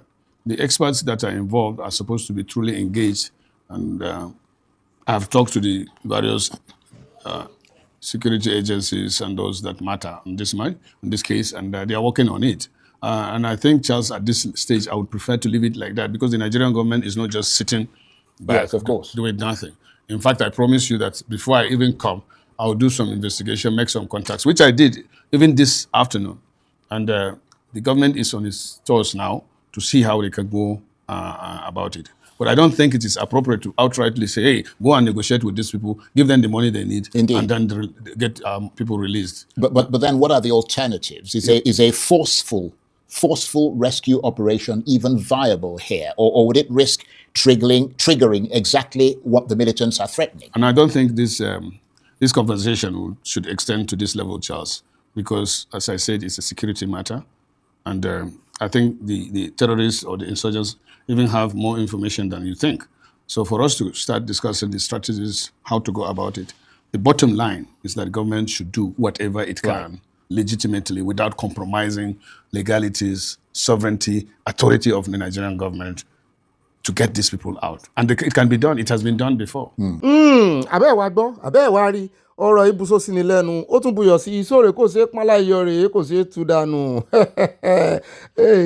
Ọ̀pọ̀lọ́ ní bàbá débi ìrùkà fò àwọn nǹkan kan wà tán lè sọ lójú àgbàgbé kí lẹ́yìn lérò bí ó ṣe sọ̀rọ̀ body language ẹ̀ ṣe rò pé wọ́n máa kówó lọ wọ́n á fi release àwọn ará bíi ní àbí tógún tọ̀tẹ̀ ni wọ́n á fi wọlé tì wọ́n. Ó dà kó wọ́n ti láwọn ò lè sọ̀rọ̀ níta gbangba òótọ́ sì ni security matter ni ṣùgbọ́n pẹ̀lú tó sọ yìí káwọn ohun tíjọba ṣe àní ṣáájú ẹlẹ́ẹ̀dẹ́pẹ̀ẹ́dẹ́. àyà ni kò tiẹ̀ lé bàbá gbòòtọ́ lẹ́nu ìjọba àgbọ̀ lẹ́nu àwọn ará bíi ṣé bí 6 billion náà ń béèrè fún. wọ́n lè ṣe fídíò wáyà wọ́n lè ní àwọn ti gbowó yẹn wọ́n lè fowó yẹn gan-an ṣùgbọ́n ìjọba yarí ẹ̀yin ìjọba lèmi náà wà mo jẹ́rìí ìjọba wọn á gbà wọn jáde wọn sì ní fún wọn ní 10 kọ̀bọ̀ sẹ́yìn náà jẹ́rìí wọn. ó rẹ̀ káàbọ̀ padà ó Borno jurisdiction náà láwa ọ̀dọ̀ Ayatudeen là ń lọ ní ìsinyìí o nítorí wípé jurisdiction bí tó náà ti wà nù níbi tó ti wá ń sọ presidential candidate ADC ni òun náà wà lára àwọn tó fẹ́ gba fọ́ọ̀mù mi ò mọ iye tó ń gba fọ́ọ̀mù náà ẹgbẹ́ ADC o bóyá tó 100 million wọ́n sì ti sọ wọ́n ní kéèyàn tó lè jẹ president yóò ní 10 billion naira lọ́wọ́ èèyàn gbọ́dọ̀ ní 10 billion naira lọ́wọ́ kó tó lè di president Nàìjíríà sófin Nàìjíríà ló sọ bẹ́ẹ̀ àbófin INEC àbófin àwọn ẹgbẹ́ òṣèlú ẹgbẹ́ gbọ́ lẹ́nu bàbá Fálànà lọ́jọ́ sí bẹ́ẹ̀ náà ní kinní náà tún mẹ́nu bà nù Abala Lerefe Dr. Abati lọ́rọ̀ kẹjá gbọ́n tó sọ bí sísítà rẹ̀ ṣe wà nù ìgbèkùn àwọn ajínigbé fún ọdún 3 kó tó wá escape sánsan ransom ni àbí àwọn ọlọ́pàá ló gbà wọ́n lẹ̀ àbí èèyàn kan ló ẹ̀kọ́ ẹ̀ àbórí ló kó yọ ẹ bá ń tẹ̀sí. I am completely devastated because this has been going on for far too long. There's so much carnage and bloodshed. And I have a personal story to tell in the sense that my sister was actually kidnapped some years back, taken to Zambezi forest. And she was able to escape after 2 years of captivity. 3 years? After 2.5 years of captivity, to be precise. My goodness. And she was a very brave and courageous young lady. That indelible mark still lives with the family. Of course. I have a number of other relations and associates who have been Boko Haram. So it's something that I can relate to personally. But I think we need to take a deep breath and get some background. First and foremost, right from the 1990s, we saw signs of this coming in the sense that governance has been a very big problem. So there are lots of ungoverned spaces. Secondly, the number of those who are creeping into the poverty bucket has been increasing very, very rapidly. Approximately 105 million Nigerians are living below the poverty line. And this is what will even shock you, in the sense that approximately 90% of those who are poor actually live in the northern part of the country. They live in the northern part of the country. Right. So only 10 to 12% reside in the south. But more importantly, when you look at education, you look at health, you look at other social services, you look at employment numbers, the northeast and the northwest are far way behind the north central and the southern part of Nigeria. So essentially what has happened is that there are children who are not in their homes, who are not in schools, who are not in employment. They become cannon fodder. Second of all, if you recall, with the fall of Gaddafi, weapons found themselves into the Sahel region. Third, very importantly, Lake Chad has receded. 30 million people between Nigeria, Cameroon, Niger, Chad live on the Lake Chad. And that water table, which has shrunk by about 95%. So people are in very, very deep trouble. And because of that, unemployed people who are working on the streets find it very, very easy to take on light weapons and fend for themselves. In the process, they actually get completely intoxicated. Human life doesn't mean anything to them, and they go on a carnage. We thought, or I thought, that the federal government of Nigeria should have put this on the front burner as something that the president of the country, when he wakes up in the morning, that's the first kind of data he should look at. When he goes to bed at night, he should spend time thinking about people who are dying. Ó dá ẹ káàbọ̀ padà ká tó wá lọ sọ́dọ̀ ti mẹ́ta wálé tán fẹ̀sùn kàn wípé ó fẹ́ fún un ní bribe. Mi ò tí ì gbàgbọ́ nínú gbogbo ilé ò tún fẹ́ lọ bribe òyìnbó. Ó dá ẹjá kọ́kọ́ yà ní Cross River ẹjá fún yín ní update lórí ọ̀rọ̀ COVID torí kò yé wa. Àgbọ̀ COVID ń bò mí mọ́ ó ṣe wá jẹ́ Nàìjíríà. China gan tí wọ́n ní ọmọ China yẹn ti ń bọ̀ wọ́n jẹ́ àmọ́ àyà ní ọ̀pọ̀lọpọ̀ wọn fi ń bò ní ọ̀gá mi kí ní ẹ̀ ò tán mo ní ọ̀dẹ̀ bá ń tẹ̀sí ẹja gbọ́rọ̀ lẹ́nu ẹ̀ ó fẹ́ àlè ìfẹ́ àwa. About 3-4 days ago we had a case of COVID-19 that had been confirmed in the state, and probably the news media must have carried it here and there, but officially speaking from the government of Cross River State, we're announcing it. We decided to be careful to confirm and ensure that the processes involved with identifying and confirming every case of COVID-19 have been done. The protocols have been followed and it's confirmed. I would not like to announce something that is not there. They discovered that it's not there. So we have a positive case, a Chinese that flew into the country exactly a month ago, and he works with Lavage here in Akampa local government, in Famosing area. That case was reported first in terms of, it has the man about 53 years or so, had symptoms that were treated silently, but the symptoms became a full-blown disease. It was taken to the teaching hospital. From there, a sample was collected and was confirmed. Today, the case is still being managed at our center that is dedicated to the state, and he's doing well in terms of the clinical improvement. He's improving, but we needed to respond adequately. Institute a public health response adequately. We've declared, we've activated our public health emergency operations center in the state.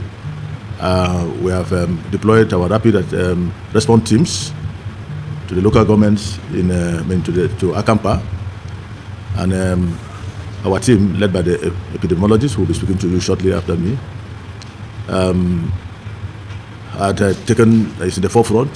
They have shortly enlisted a couple of contacts, and we are monitoring closely for the emergence of symptoms that mimic COVID-19.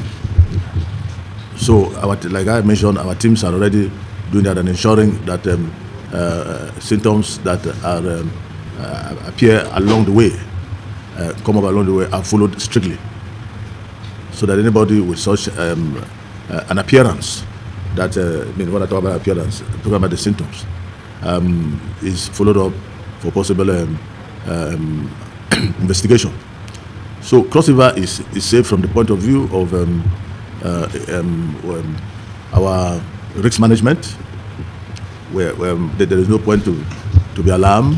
The governor is at the forefront of a people first mantra, and let me assure you that there's no way we can stop disease outbreaks. But what would be wrong is if there's an outbreak and the government is not able to contain it. Ó rẹ káàbọ̀ padà, ẹ jẹ́ wá lọ sọ́dọ̀ ti Mẹ́tawálé. Níbi tá a ti gbọ́ tí wọ́n ní Daniels Kimberly, congresswoman yẹn, US lawmaker Kimberly Daniels, wọ́n ló fẹ̀sùn kan Nigeria Minister of State for Defence. Ìyẹn Bello Mẹ́tawálé pé ó gbé ìgbésẹ̀, ó gbìyànjú attempting to bribe her and other American officials to suppress scrutiny over violence in Nigeria. Pé àwọn tí ń ṣe àtẹnumọ́ gbogbo làásìgbò tí ń ṣẹlẹ̀ Nàìjíríà jù pé káwọn mú wálẹ̀, pé kàn yín wálẹ̀. Wọ́n ní Kimberly Daniels, who leads the United World Congress of Diplomats, claimed to have evidence of the bribery contempt and is calling for an investigation into Matawale's actions. That is a pé Matawale kọ́nù fẹ́ sí ọ tí nǹkan kò sì dá yẹn pọ̀ rí. Àmọ́ bóyá ìjọba bóyá wọ́n gbé gbèsè o. Ariwo Matawale yìí ó yẹ kó di wọ́n létí o. Ó yẹ kó ring the bell, kó dún aláàmù létí wọn o. The allegations come amid ongoing concerns about insecurity in Nigeria's north central and northwest reaction. Because I can see the kind of person you are that will come and ask an elected official that you never met before to do a flyer with you and him on it, and he don't know you. What are you hiding, sir? This is, I feel like is this a movie? I feel like I'm in the Twilight Zone. Is this for real?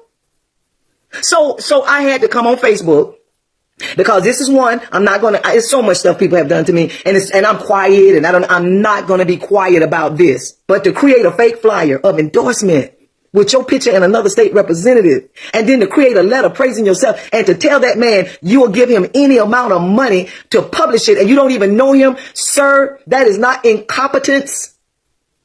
That is crookedness.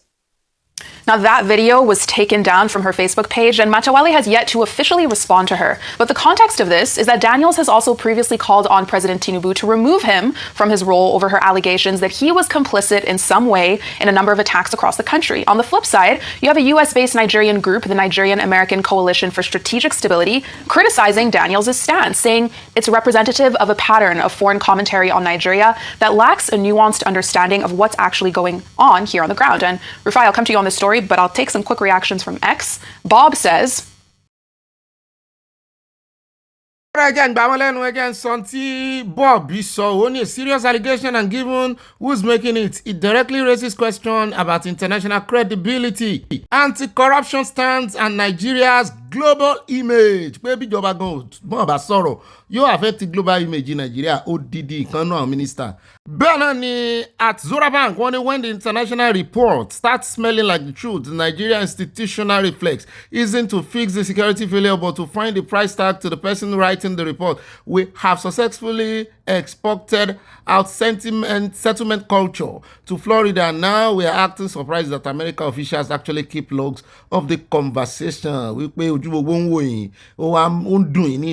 we pay American expose yín ẹjá tẹ̀wájú ta ló tún kọ̀rọ̀ ń bẹ̀rùn gbogbo àwọn tí ń kọ́ ìgàn kì í sorúkọ Nàìjíríà at DS only why can Nigeria set a precedent that when a public office holder is faced with allegations such as this, they are required to step down or resign until a full investigation is carried out? Nigeria money. these are allegations, but they're strong allegations, and what do you make of it? I think there should be investigation into those allegations. But I want to speak to facts, to give you empirical facts. When Governor Dauda and Governor Sanawole were fighting, there were some accusations made by Governor Dauda. Let me read some of them to you. Dauda Lawal alleged that Sanawole, as serving governor, facilitated the presence of bandits within government house. The governor claimed that vehicles meant for official purposes were used to support bandits.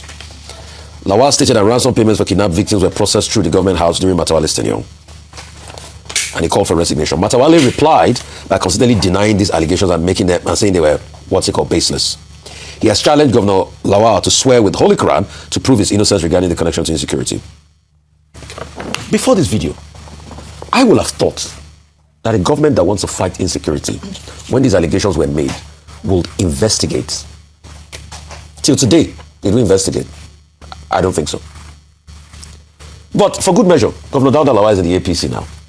All right, he's moved to the APC. So, if we have some of this startling evidence on ground before now, as regards Sanawole, when are we going to investigate these things?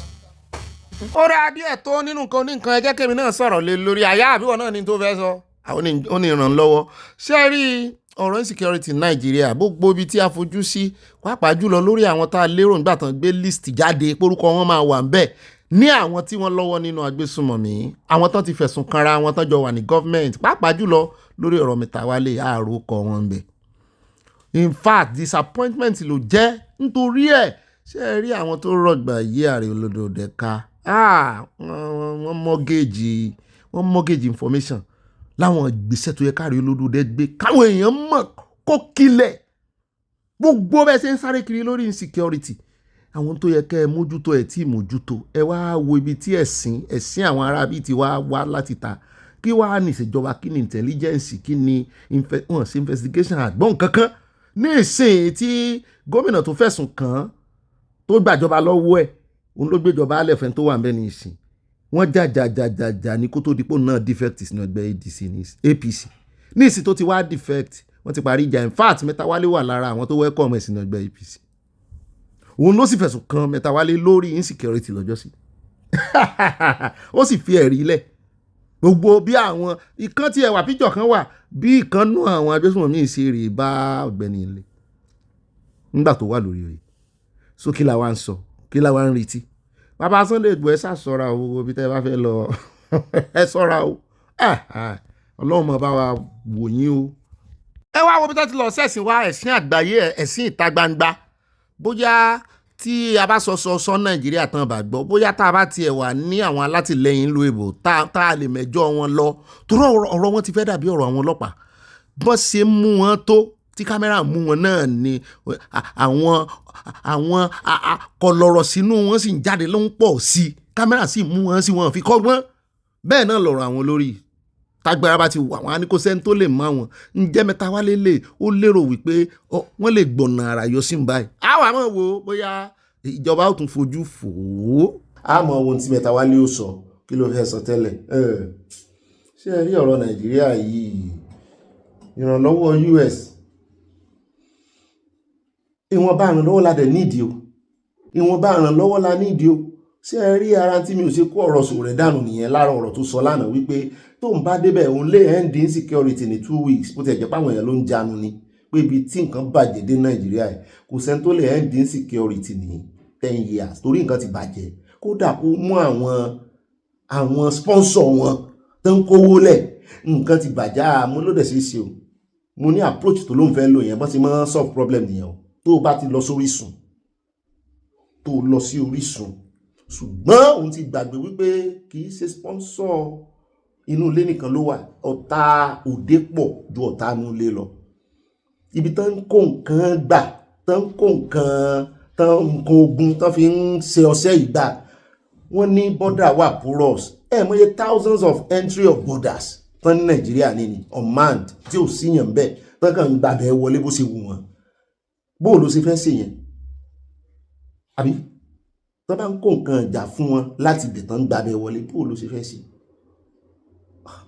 ó ju 2 weeks lọ ṣùgbọ́n ọ̀rọ̀ ẹ̀ make sense díẹ̀ tán bá lè mú gbogbo àwọn sponsor yìí á dínkù to the barest minimum á dínkù gan gbọ́n kí ọ̀tá òde tó lè mú yàn yóò bá ọ̀tá lẹ́kọ̀ọ́ làbò ó dá ilé táwọn àmọ́ fi pẹ̀kún ròyìn tó ní ẹjẹ́ á lọ sí ọ̀dọ̀ ìkànnú àwọn tán ti bá ẹjẹ́ á lọ sọ́dọ̀ security analyst yìí wọ́n ní àwọn fẹ́ já wa sí gbogbo ìgbésẹ̀ tí àwọn tó fẹ́ dìtẹ̀gbàjọba tí wọ́n gbé lọ́jọ́ sí wọ́n ní ká má fojú tẹ́ńbẹ́lú rẹ̀ o wọ́n ní àwọn afurasí àdìtẹ̀gbàjọba tí wọ́n kó lọ sí ilé ẹjọ́ lánàá wọ́n ní kì í ṣe eré ọmọdé o àyá ní alias àṣekù ọmọ ẹdun mú ní àyá Yorùbá ò fi alias sí o wọ́n á máa ní eré ọmọdé àṣekù ọmọ ẹdun wọ́n lá alias mọ́ bá Yorùbá jẹ́ fún wa o kò sí nǹkan kan tí ń jẹ́ alias ó ní ọ̀gá mi bẹ́ẹ̀ lẹ́mọ́ ní alias wẹ́dẹ́wẹ́dẹ́ àmọ́ níwọ̀n ìfi nǹkan ṣeré lójú rẹ̀ ọmọdé nù o bọ́mọdé sí wọn sí bẹ́ẹ̀ bá fi nǹkan ṣeré lójú wọn báyìí wọ́n ti sọ di serious ọjọ́ tán bá sọrú ẹ̀ fún yín yóò yà lẹ́nu gbogbo bẹ́ẹ̀ sí wọ́n bára yín ṣe tọkọtaya ní ilé tẹ́ mọ́ lo àwọn láńgbèjì kan fúnra yín ọjọ́ tó wọn yóò bá lò fún yín yóò ṣe ń kàyéfì pé ṣé mọ́ tẹ́tí gbọ́ yín ni bẹ́ẹ̀ fojú ọmọ kékeré èwò ṣùgbọ́n ẹjẹ́ padà sórí ọ̀rọ̀ tá à ń bá bọ̀ kí àyà tó unruly interrupted me ẹjẹ́ àgbọ̀rọ̀ lẹ́nu bàbá yìí wọ́n náà ní ọ̀rọ̀ tán fẹ́ sọ lórí ẹ̀ nítorí Kánà ti wà successful lórí ìdìtẹ̀gbàjọba yẹn táwọn wí kọ́ làbàmọ́ wí. Yes, this is very unique. Unique in the sense that, instead of the military court, the court martial that they usually use before, they are now moving it to a high court. And remember, when these people were arrested, they said it was indiscipline and some other issues, internal administrative problems. But now they've raised the bar to call the charge terrorism and then, of course, treason. So we also have civilians charged together. There's a policeman among them, and there's a major general, and some civilians who are at large. So I think it's very unique that for the first time, I think they're moving it to a civilian court, following that we are a democracy instead of a military rule. It has been the tradition because those who knew about a plot and refused to report them are as guilty as those people who plotted. And in Nigeria, there has been precedents where people who heard about a plot and they didn't report were executed. So I think that is the tradition. And I think, the lawyers are going to actually talk about it because I'm happy it is going from a military court to a civilian court, a high court, where they can actually argue it. All right. I think that's one good part of it because in this particular one, you have civilian lawyers who are going to, argue the case. Cool. When you look at this list, Mr. Makri, it's a mix of retired military officers, 7 security personnel, and even civilians. In this case, I think it was an electrician in the villa. What does this network suggest about the structure of the alleged plot? Is it isolated, or you think that there are coordinated cells behind this? It's not isolated. I think it's a well-coordinated plot.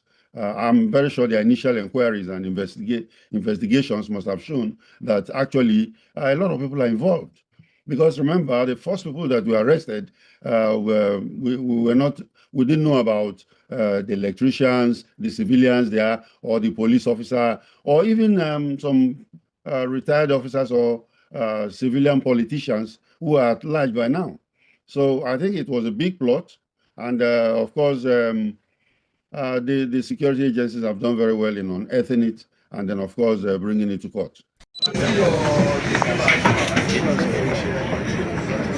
No, this court. This one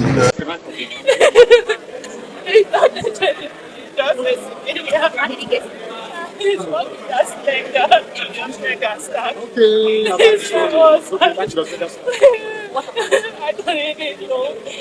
For children not working, my children no longer going to school. I should every day they asking me where is Daddy coming back? Where is Daddy coming back? Oh, Magazine over, please help me save my husband. Nigeria, help me save my husband. For children, they're no longer going to school. I'd love to know, how did your husband get involved? It was a go-up. I did not see him. I was calling him. The number is not going through. I was so worried. I told my neighbor, my husband is not yet back for work. The next day we went to his working place. They said they don't even know what happened to him. Since they have been their office, all this one have been going up and down. Because the children asking me, where is Daddy's coming back home? Mommy, where is Daddy? I even thought to commit suicide to kill myself because I don't really know what to do. I never hear from him. Every present that I keep calling him, the number is switched off. He's that yesterday called me around 2 o'clock and said, honey, that will be taking us to court. I don't even know what is happening. He's not in line, he's another line. He used to call me yesterday. since 6 months ago, we just hear from him. I never hear from him since 6 months until yesterday. At any point that he was taken. Who called me? They not even call me. It's when I be working place. They say they arrest him based on the coup. I say my husband is a civilian, not a soldier. How come? They say they did not know. They did not know anything. Since then, my children is not going to school. They don't want to throw us out of the house. They are just there. Nobody to help. Muna help me. Nigeria help me. My breathing. I want Nigeria to help me. My cousin, please help me save my husband. Nigeria, Muna help me. What's your husband's name again? Bolu is my husband. Muna help me save my husband. He's Electrician. Muna help me save my husband. Muna help me, Nigeria, beg him. Muna help me. Because of my children, I have 4 children. They are no longer going to school. They are at home. Please help me, Nigeria. Magazine, please help me. Please help me to save my. Muna help me save my husband. What you are saying is all the arrest of your husband. You do not understand the reason. I don't even know. I don't even know. Since 6 months, I did not hear from him. Until yesterday, he called me and said, honey, and then we'll be taking me to court tomorrow. It's when I hear him for since 6 months, since last year.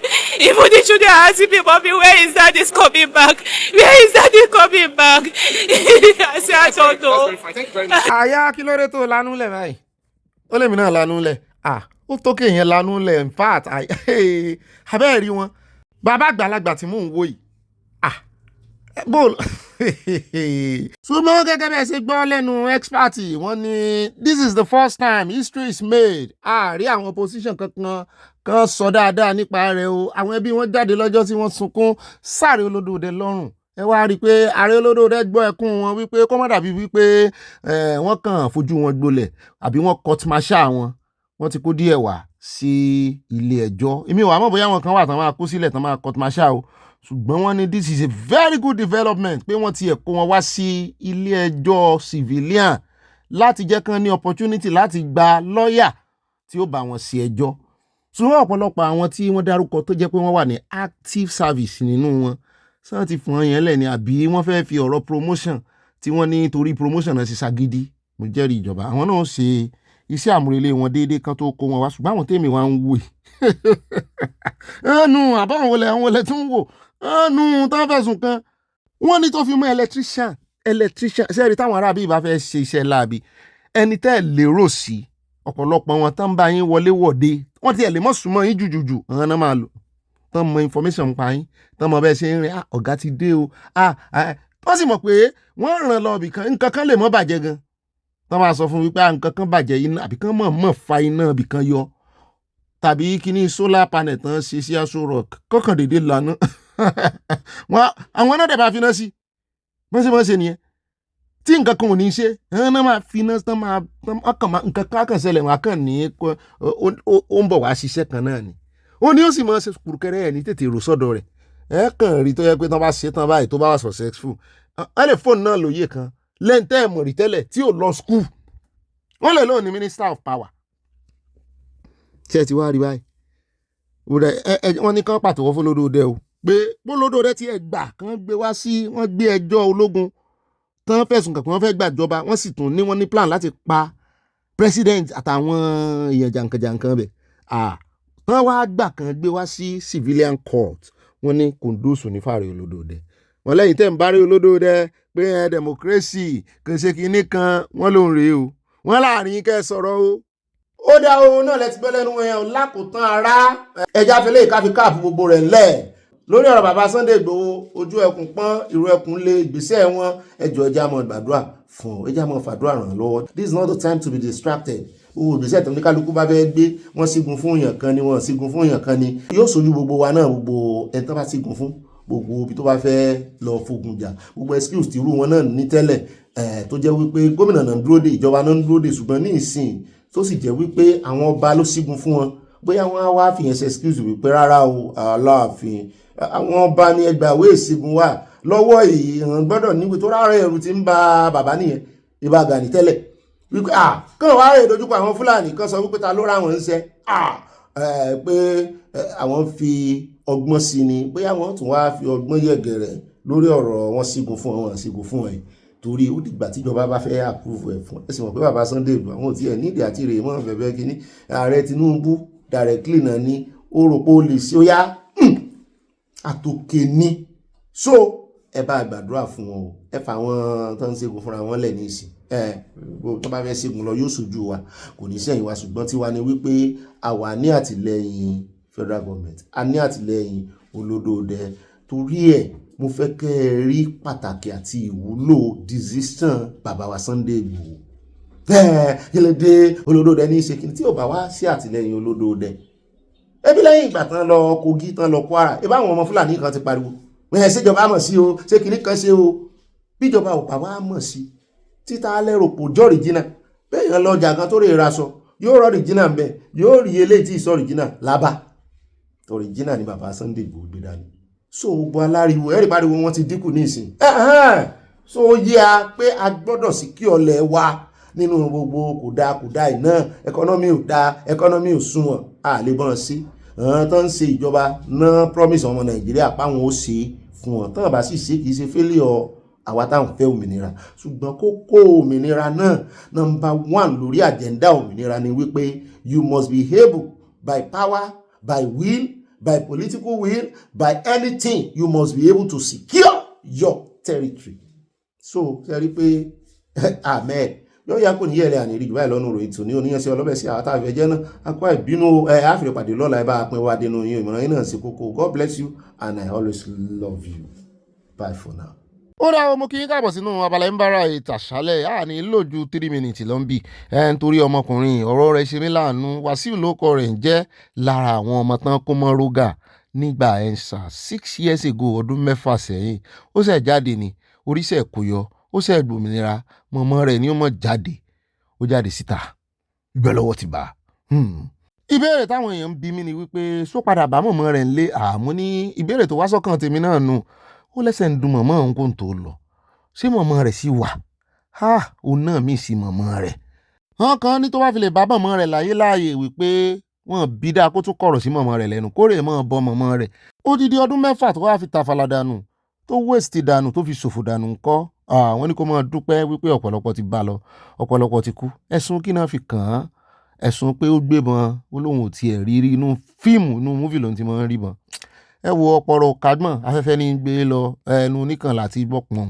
ẹ̀sùn tó fi kàn mí gan mo ṣe ǹdẹ̀ ló lo 6 years ní ẹ̀wọ̀n just like that àgbà tí mo wọ bẹ́ẹ̀ 17 years mo wà 2020 ǹdẹ̀ ló sí báyìí sí mo ti wà ní 23 báyìí torí mo lo 6 years níbẹ̀ ìjọ tó mú mi yẹn ìjọ yẹn 2020 mọ́ mi yín sí lọ sójà àlọ́ra láìsàn àwọn àṣì so tàbí dé sí ọmọ Victor ọ̀rẹ́ mi ń gbé ká máa lọ sí ibi iṣẹ́ mo dúró síwájú ilé gbé ká máa lọ ibi iṣẹ́ ká lọ wáwó ká lọ pẹ́ǹtì ilé àwọn bọ́ ìkọ́ra so tàbí dé akọ̀gbọ́kadà láti Zùmùrà ajégúnlẹ̀ lọ́dọ̀ wa ògbé ọ̀kadà láti ibẹ̀ lọ sí Ìrédèjì lọ sí Alábàsùrù tàbí dé Alábàsùrù ń sìn tó mo ti sọ máa mọ́ mi pé mo lọ ibi iṣẹ́ mo ti mọ̀ pé mo lọ tàbí dé Alábàsùrù ń sìn àwọn gbé mọ́tò àbí ọ̀kadà wọn ní bọ́n jà ní orílẹ̀ Amukoko pé àwọn ọlọ́pàá páwọn boys yẹn ń dáná sun station kan bẹ́ẹ̀ àwọn ọ̀kadà yẹn báwọn lè lọ tọmọ Victor Rashidi láì máa padà sílé o máa bọ́ta máa padà bọ́ta ní ìjọ yẹn láì bó máa dúró lé ìjọ yẹn ni o máa ní pọ̀ pẹ̀lú ọlọ́pàá bọ̀dí mo yẹ bọ́ta ìjọ yẹn báyìí pẹ̀lú àwọn OPC yẹn pẹ̀lú àwọn yẹn mọ́ọ̀sì tẹ̀ lórí ẹ̀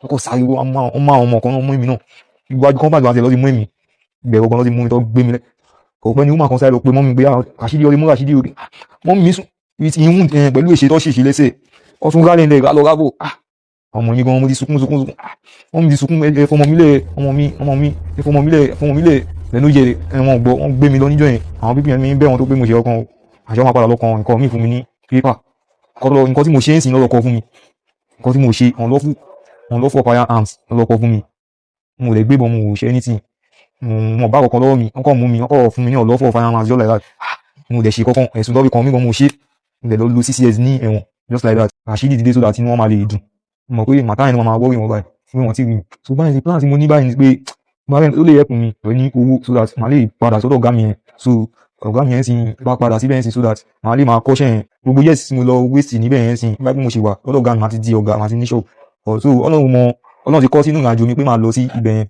so.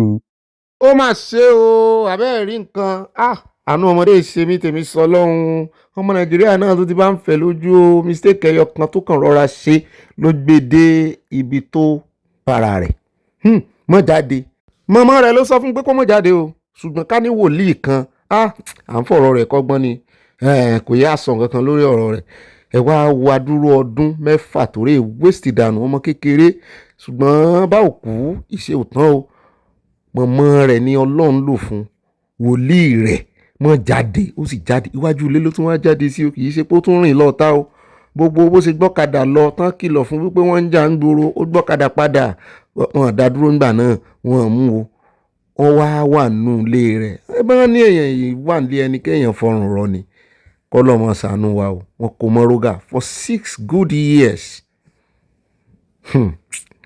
ó dáa o mo kàn ní káfílẹ̀ káfí síra wa létí ní kọ́lọ́mọ sọ wa ò ká mọ́ sí ìrìn àjò kì í sígbà téèyàn bá travel kó wọ bàálù tàbí tó wọkọ̀ ojú omi o tàbí kó wọ bọ́ọ̀sì kó lóun lọ sí ilẹ̀ haúsá tàbí ilẹ̀ Ìgbò in fact látinú yàrá kan sí yàrá kan ojúlé sójúlé ìrìn àjò ni kọ́lọ́mọjà sírìn ká mọ́ rìn lọ́jọ́ tí ebi ń pọ̀nà ká mọ́ jọ ẹni tán wá